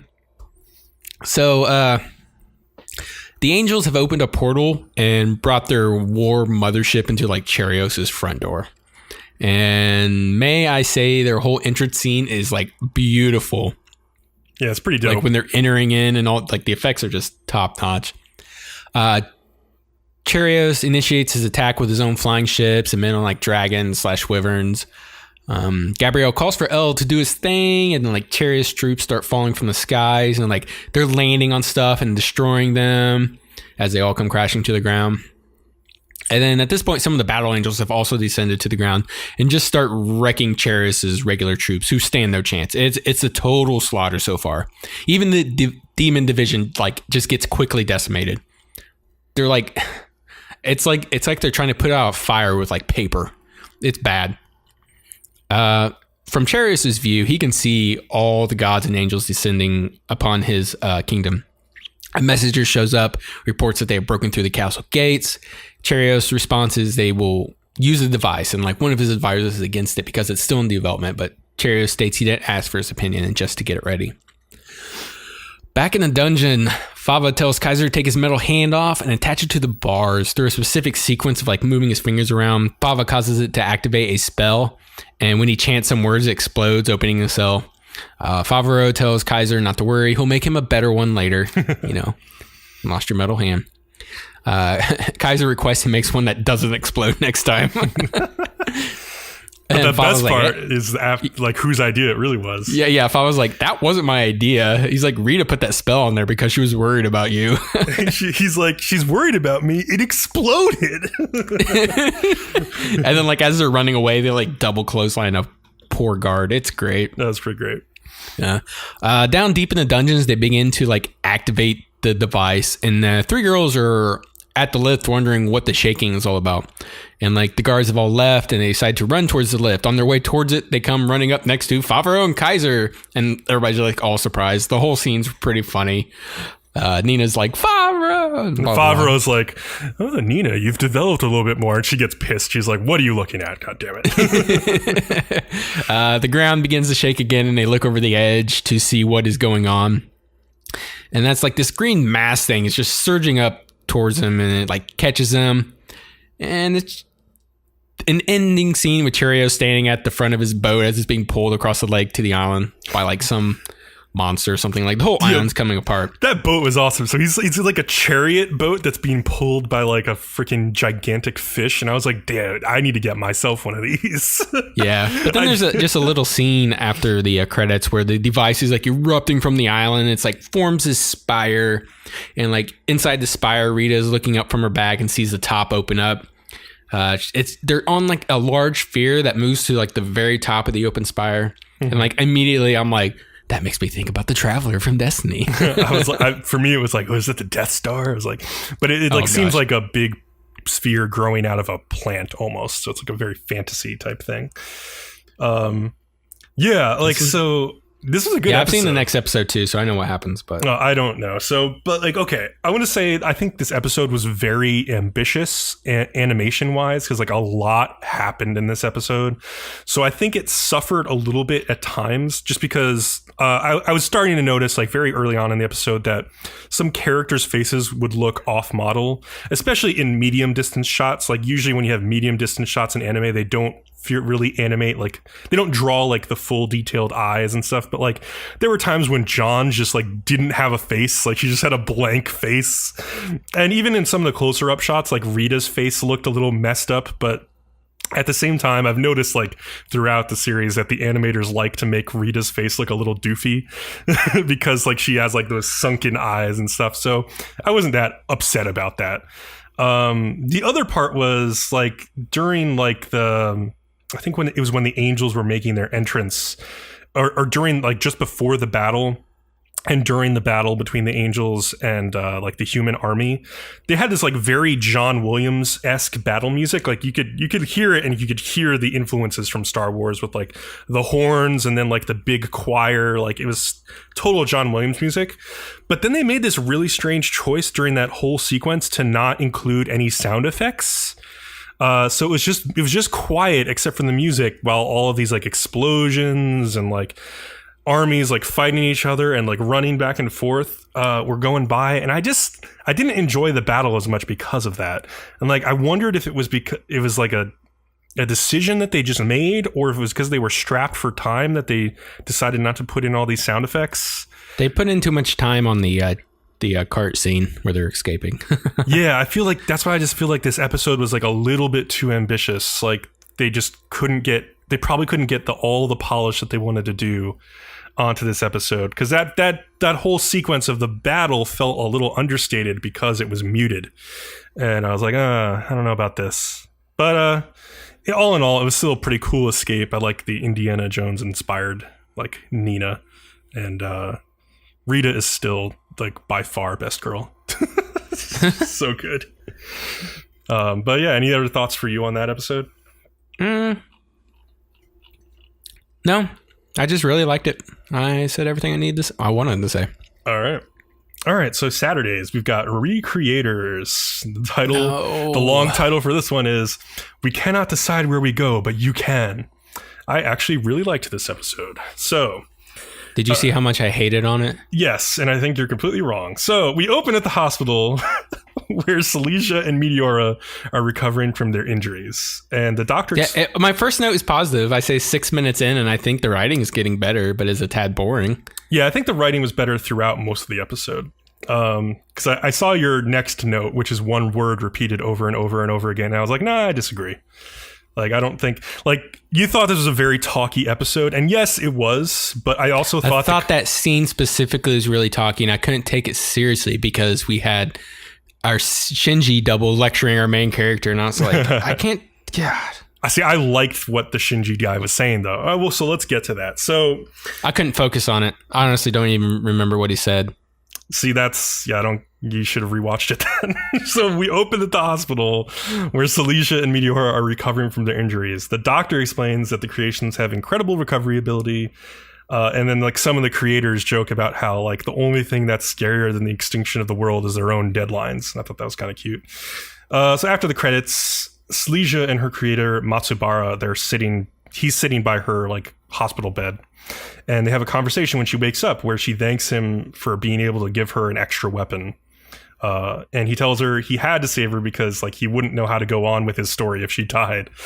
And he asks her like, are you fond of stories? And she's like, yeah, I like them, but there's not a lot of stories in my world because, you know, you didn't write them in. And so he promises her in like the next volume to start adding in some more stories to the lore that she can enjoy. He also asks her like, do you want to return to that world? And she's like, yeah, I do. And he apologizes for how hard it must be to live there. And she gets annoyed at him because he's the one who created the world.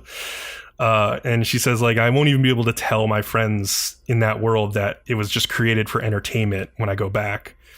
But he tells her, like, I know a lot of people view these things that I write as entertainment, but for me, writing this story was proof that I lived. Basically, like, it's a legacy that I leave behind. It's the work I've chosen to do while I'm here on Earth. So it means more than just entertainment to him.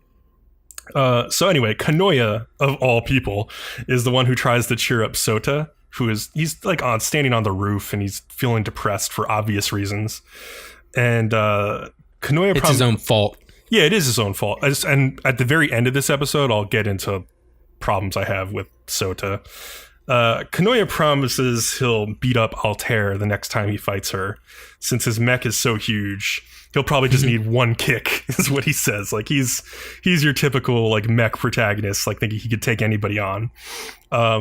And Sota is regretting, obviously, not telling everyone his secret earlier, as it might have saved Slesia and Meteora, and it might have even saved Mamika if he'd told people. And I hated it when he just now came to this realization. I was like, you were an idiot. What? Yeah. Yes, of course you should have told everybody earlier. You're a fucking dumbass. Yeah, he just couldn't get past. This show infuriates me because I guess I want to care for it, but I just hate the decisions everybody makes. Oh, they're so bad.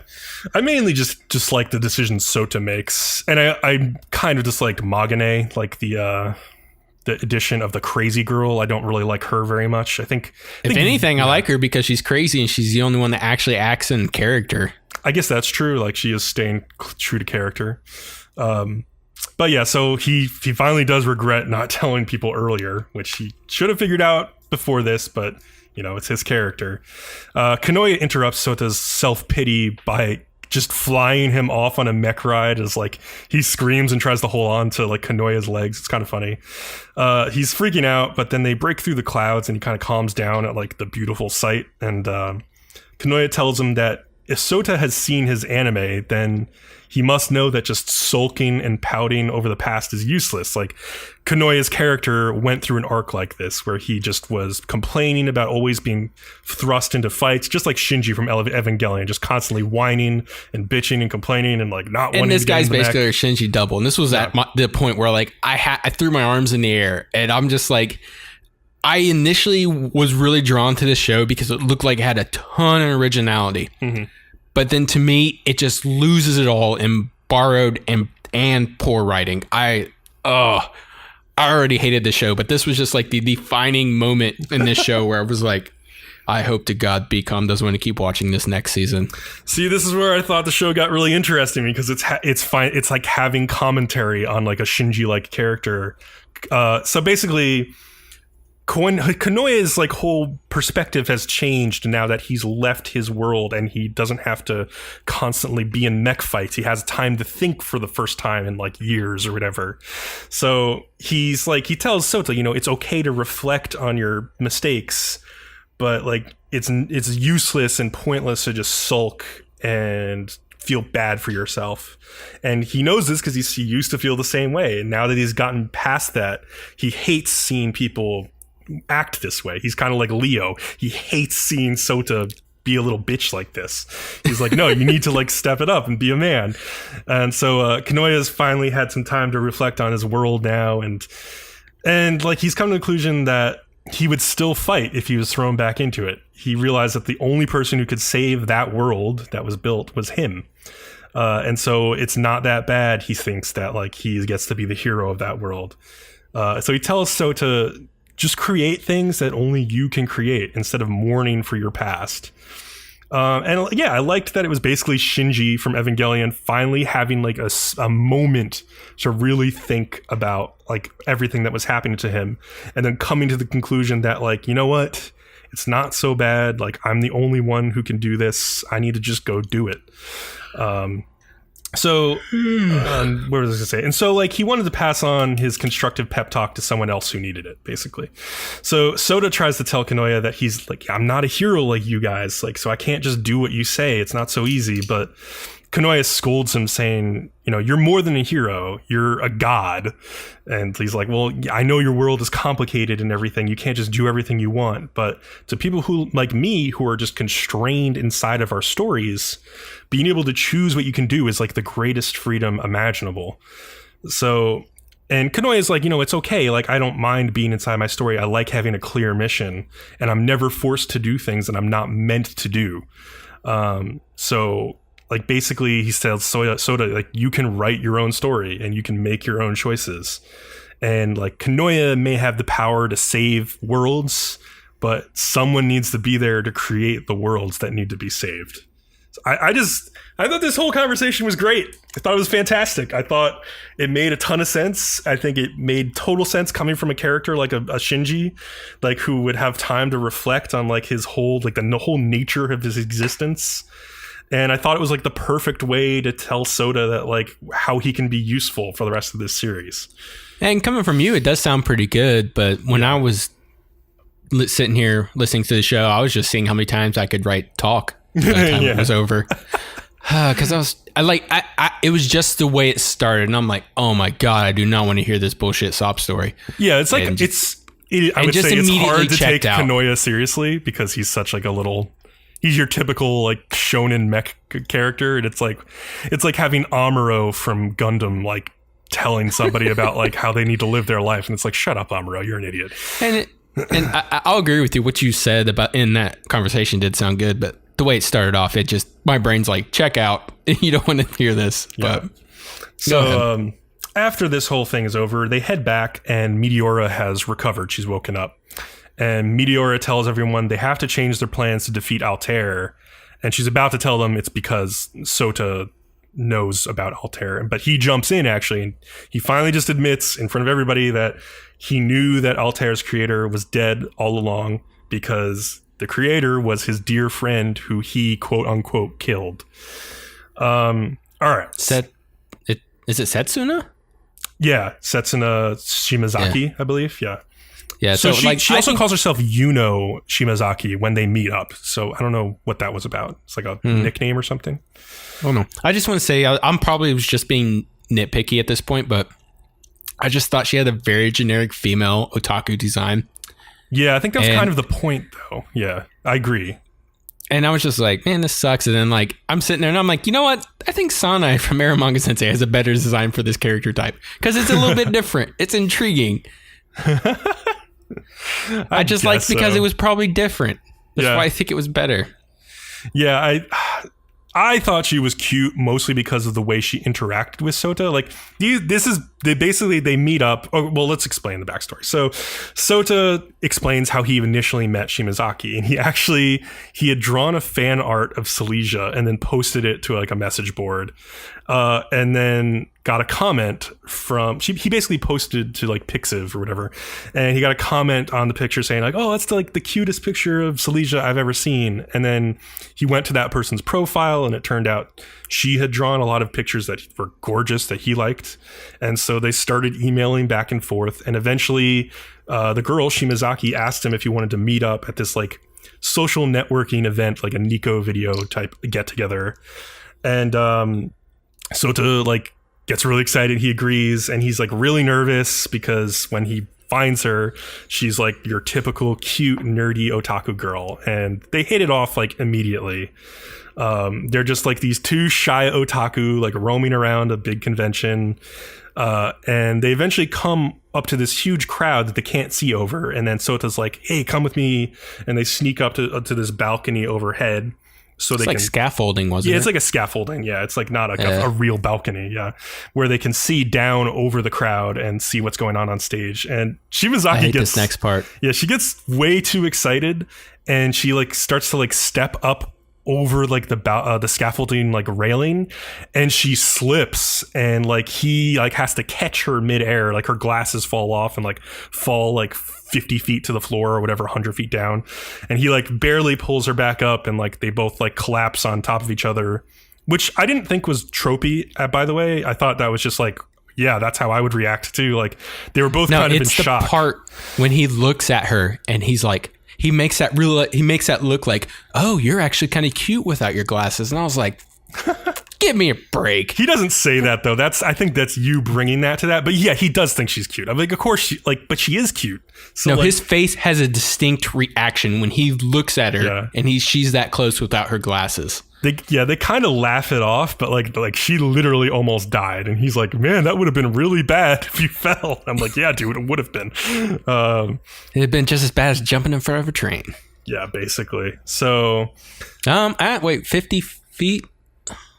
You would. I don't know if she would die, but she would be seriously injured for sure. Yeah, you would probably live. You may wish you were dead, but like if she landed on her neck, like she probably would have been able to break her fall with her arm, but still, it would have been bad. And then like she gets up and she immediately trips into his arms again, which was, again, like for whatever reason, I thought this was cute. Like usually I would hate this trope, but like I just thought she was so cute this whole time because there's just. I was hating on it for you. Don't worry. That's fine. I'm sure a lot of people were, but it was like, these two cute little nerds. I kind of like that they had this nice moment. And she's like, I tripped because I can't see without my glasses. And so he's like, he's like trying to think of what to do. And like, he's like offers her his own glasses. And this is like, we've seen this image in a, flashback before. It's where she takes his glasses and puts them on her own face. And it's a really cute little moment. So, and my brain did not go, that's cute. I sat there going, that's not how glasses work. Yeah, it's true. Like, they have the exact same prescription. Yeah. And that was my reaction. I'm like, the odds of them having the exact same prescription are like basically nil. So, I wasn't going, I was going, she shouldn't still be able to see. It would still help a little bit if it was close enough. So I get it, but like, yeah, it's not going to be perfect. So yeah, while things went wrong though, as Soda continues the story, is that Shimazaki starts to get really popular on like the Pixiv drawing board, like, and she gets like offers from like a famous producer to do artwork and stuff, and Sota gets really jealous of her. And his own drawings, you see, get like no views, they get no attention, and he says like, I feel like this great distance growing between me and her, and so he stops talking to her.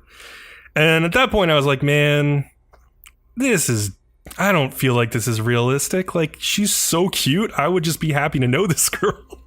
Like, but I guess that's not his personality. He's just an asshole. He can't take being second place, I guess, to her. Yeah, and then when you keep going on, I felt like I would, if I was in his shoes, I would have defended her.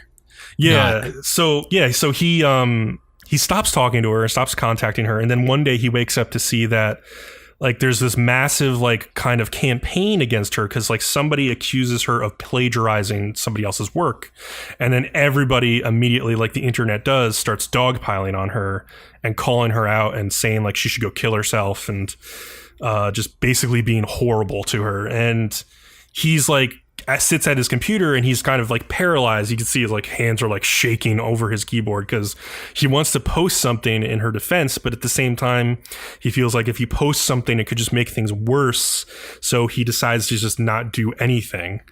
He also doesn't check these, like there's people like, oh well, it looks like this work. He won't check any of that either because he's afraid that it might be true. Yeah, I think he doesn't know if it's true. He assumes that it's not true, but he doesn't know. And he also explains afterwards to like the rest of the people standing around that he back in the present that like a small part of him wanted it to be true and liked seeing Shimazaki get criticized and shit on because it made the small lonely part of him like happy that she got pushed down. And I was like, man, you are such an asshole. So I see why he was so embarrassed about this and didn't want to tell anybody, because God, what a piece of shit. Like, if I was in this world, I would never view him the same again. Like, I would probably not forgive him either. Like, he's a horrible person. Like, he really is. So to story, I thought it was supposed to draw some sympathy from me, which it did not at all. It somehow made me hate him even more. This show is really good at making me just hate him more and more and more. I'm just like, this dude is an idiot. It's just more, and I'm sitting there, I'm like, the writing in the show is just terrible to me. And then also, when he told his story, like, I felt like it would have been generic if somebody like punched him or something, but they didn't do that, and I really wish they did. I wish somebody just would have decked him, broke his glasses straight off his face. Yeah, if like Yuya like came up to him and just like punched him in the face, like punched him in the gut, made him puke his dinner up. Everybody just stood there calmly, like, I agree. Like, good for you for coming out. I'm like, I hate you, show. I hate you so bad. I'm actually interested to see like how people treat him going forward with this, because like we know how Kanoya feels, like don't look back, whatever, but I want to know how like Silesia feels about this. Like, I don't care how Meteora feels, because she's just gonna like think like a robot, but I want to know how Silesia views him after like him admitting all of this. Like, I wouldn't trust this guy. Like, God, no. He had this like cute, beautiful girl who was extremely talented, who just like wanted to be his friend, and then he got so jealous of her because he's like a shitty talent himself, and he should have been proud of her. He should have been proud of her, and he should have like worked harder, like do something else even, or like just admit that you're not good enough at this and do something else, like start writing instead or something.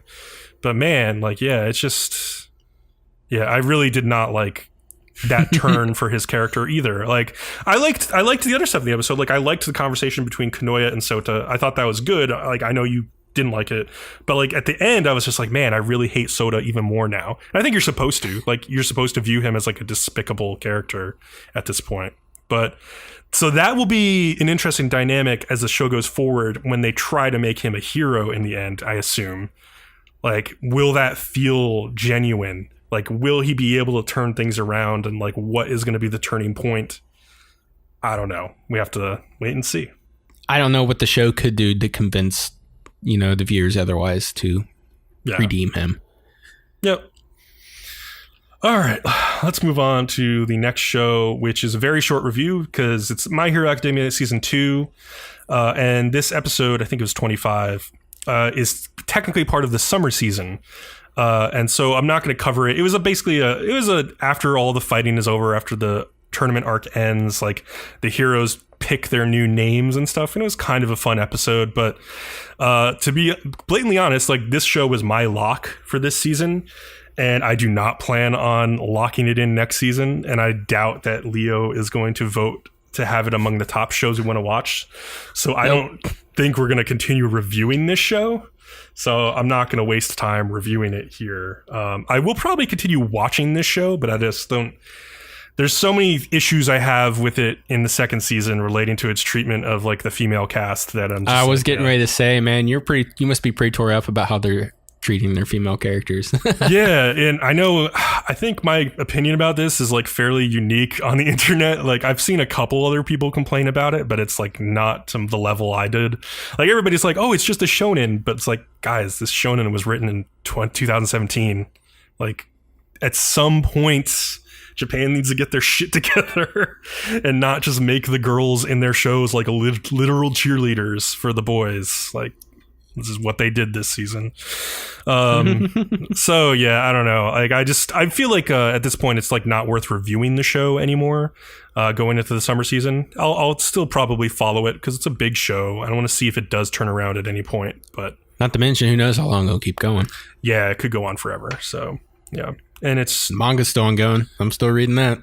And like maybe one of the only episodes that was really worth reviewing this season was the one with the Deku and Todoroki fight, just because of the animation being so cool and all of the backstory that went into it. But a lot of the other episodes were just like, hey, it's a shonen development arc, shonen tournament arc. Like, yes, people fight, one person wins, they move on. Yeah, it's like, yeah, we don't really need to like review that. It's like, yeah, it's a shonen. You've seen this. So anyway, let's move on to the last show.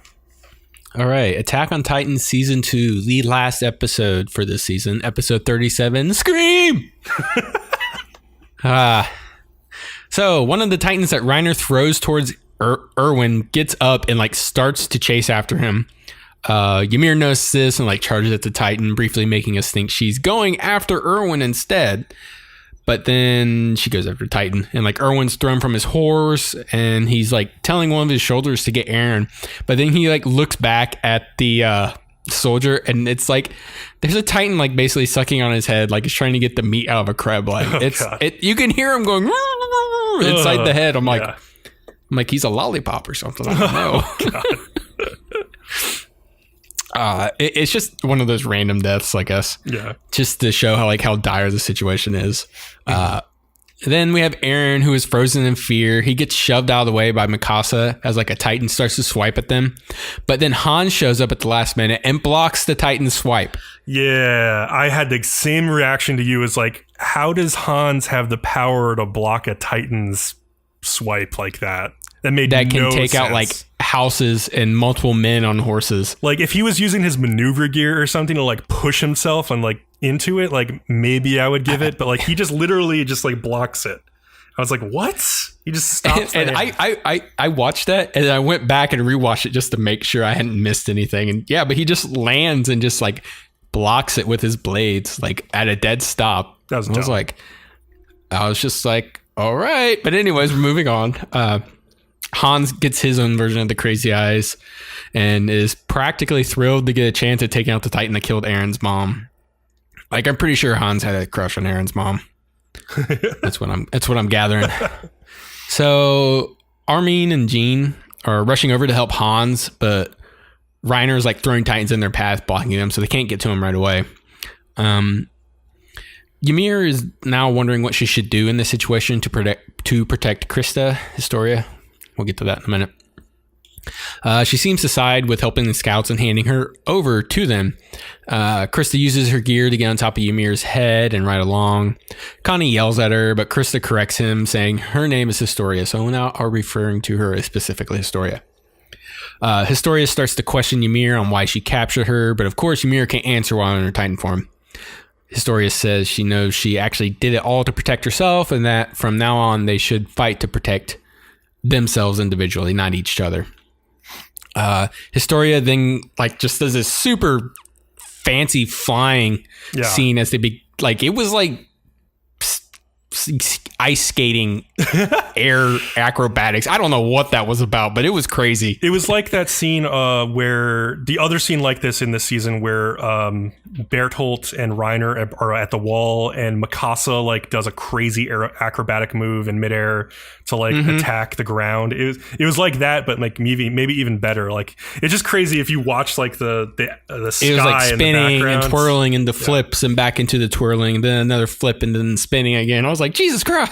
Physically, it didn't all make complete sense to me, like the whole movement. But if you just watch it all go by quickly, it just looks awesome. So you're just like, ooh, that was fancy. Yeah, it was really fancy. Okay, so Mikasa gets up and tries to go help Hans, but she's just like too injured. She can't really fight.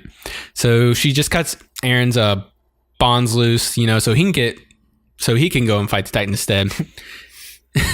He's really dedicated. He really wants to be the one to do it. So he starts biting himself to transform, but doesn't transform. He like yells in frustration. I'm just like, lol, Eren is so fucking useless. Armin and Jean are still working their way towards them when like one of the Titans lands in front of them and it knocks Jean from his horse, and like he takes a pretty big amount of damage. And these are just super quick scene changes. Then we go back to Hans. He's still battling the Titan by himself as like Eren loses his shit and starts biting the hell out of himself. I'm just like, what a moron. So here's my question. Why isn't Eren's biting working? Is it because like he's still like recovering from the damage? I immediately assumed he's still too weak from earlier. He doesn't have enough energy left. Okay. I figured that was it. All right. Yeah, I'm sitting here, but he's like savagely like just biting into his hands constantly, and I'm like, and I'm like, what a moron. I was like, I don't even think Sota from Recreators is this dumb, and I hate that guy. That's a good point. You do hate that guy. So Armin, just another quick scene, like Armin has a hold of Jean and like they're laying on the ground. He's like panically like swinging his sword in front of him, trying to keep the Titan from eating them both. He's like under a tree or something. So Reiner has finally broken free of all the other Titans that have been holding him down and starts charging towards everybody. Erwin is like looking around at his shoulders that are just like doing their best to protect him, but they're all just slowly getting picked off one by one. And Bahans is having some success. He has finally brought the Titan down to its knees. But then during one of his scenes, it reaches out and actually grabs him right afterwards, as soon as he gets down.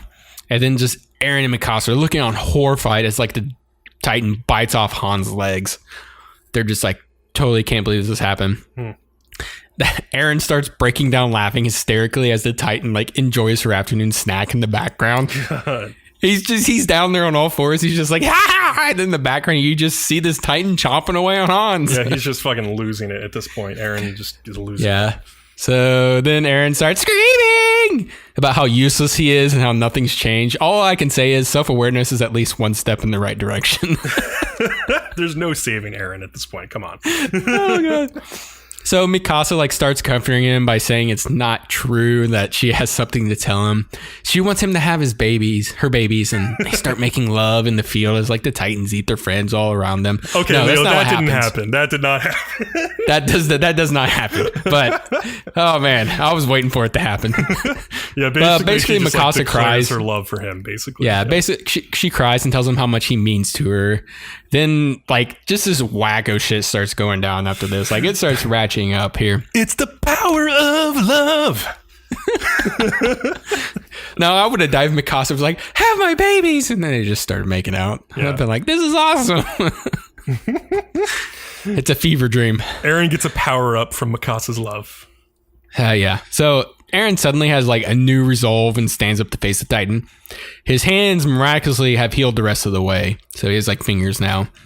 And like when the Titan goes to swipe at him, Eren punches the Titan's hand and it actually causes it to move away. Also, this crazy spark happened at the same time. And then one of the other random Titans just tackles the Titan in front of him. Then suddenly all the other Titans attack the one Titan that was attacking Eren. Like Eren ordered them to somehow. The Titans just dismember the shit out of this other Titan. It's really cool. Yeah, it's pretty cool. They're like ripping off limbs. There's hands. They're just tearing it apart. Ymir now understands why Reiner wanted Eren so bad. And now it's also helped Ymir make up her mind because there's still a chance behind the walls with Historia. Excuse me. Yep. Like it changes everything for her, basically. Yeah. Yeah, and she finally decided which path she was going with Historia. Reiner is running towards Eren, who has Mikasa on his back trying to escape. And like Reiner is pissed because the coordinate has fallen into Eren's hands. Eren like yells at them to stay away, and like the command causes all the other Titans to start to rush Reiner and Bertolt. Everybody uses the opportunity to escape, but Ymir stays back to help Reiner and Bertolt as everybody else escapes. I figured you would have liked that line. I think Reiner says something like, "Why did the coordinate fall into an idiot like Eren's hands?" or something. It's pretty good. Oh god, the show's just so on the nose about that. I was like, yep. So Ymir, Reiner, and Bertolt have made it to like the top of one of the walls for safety. It's darker. You can see it's in the evening. Ymir explains why she helped them, and that's because if they had never come to break the wall, she would never have had the opportunity to be a human again. Is simply doing what she can to repay them for eating their friend. How she gained her ability to become human again. Since Wall Rose has been breached, its citizens had taken refuge in an underground city behind the walls of Senna. Unfortunately, rations would only last a week, and to keep people from turning on each other, they declared Wall Rose secure by the end of the next week. Connie has also shown up to Erwin on bed rest to report their findings from his home village where the Titan invasion originated. Eren is again blaming himself for the scouts losing half of their veteran shoulders just because he got captured. Stop self-loathing, you sissy. So over it. Armin and Jean talked about why the Titans ignored them at the end, and Armin believes it is because of Eren, who acts surprised because we wouldn't expect Eren to have any brains. Nope. The moment it happened, I felt like it was obvious. We already knew that another Titan could control Titans. Mm-hmm. So the moment it happened, everybody should have just immediately made the connection. Well, everybody with a brain, but Eren doesn't have one of those. Yeah. So Connie leaves, and they're all pretty sure that Titans originated from humans now. Yeah, we've been on that path for a while. Erwin is glad like that they are one step closer to finding the truth, but like Levi thinks they will all die before that happens. Because Levi's emo. Yeah, Levi's emo. We know this. And then just huge cliffhanger of an ending. Closing shot of like everybody and like the cameras like flying past them, moving towards the outermost wall. And when we get there, we see the Gorilla Titan sitting on top of it. And there's a man on its shoulders. And the man just says, "Not yet, eh?" And that's the end. But I think that man is the Gorilla Titan. I think so, if you really pay attention to the scene, there's the steam coming from the Gorilla Titan's back, and it's slumped over, and it looks so much like when Ymir was out of the back of her Titan. Yeah. So I'm pretty sure he's the Gorilla Titan. I think that's the case. Yeah. And even if it wasn't, I don't think it matters because obviously there is another individual in the Gorilla Titan. But. That guy's design looked so much like Van Hohenheim, like the dad from Full Metal Alchemists. Like with like the glasses and like the blonde hair. I was like, oh God, it's a crossover. We're going to find out that this is actually set in the Full Metal Alchemist universe. All this time. That'd be crazy. You probably could pull it off. They're supposed to be segregated from the rest of the world. I feel like you could totally pull that off if you really wanted to, but that would be like the weirdest thing ever. Oh man, can I say something? Yeah. So I guess the manga finally got back to the basement.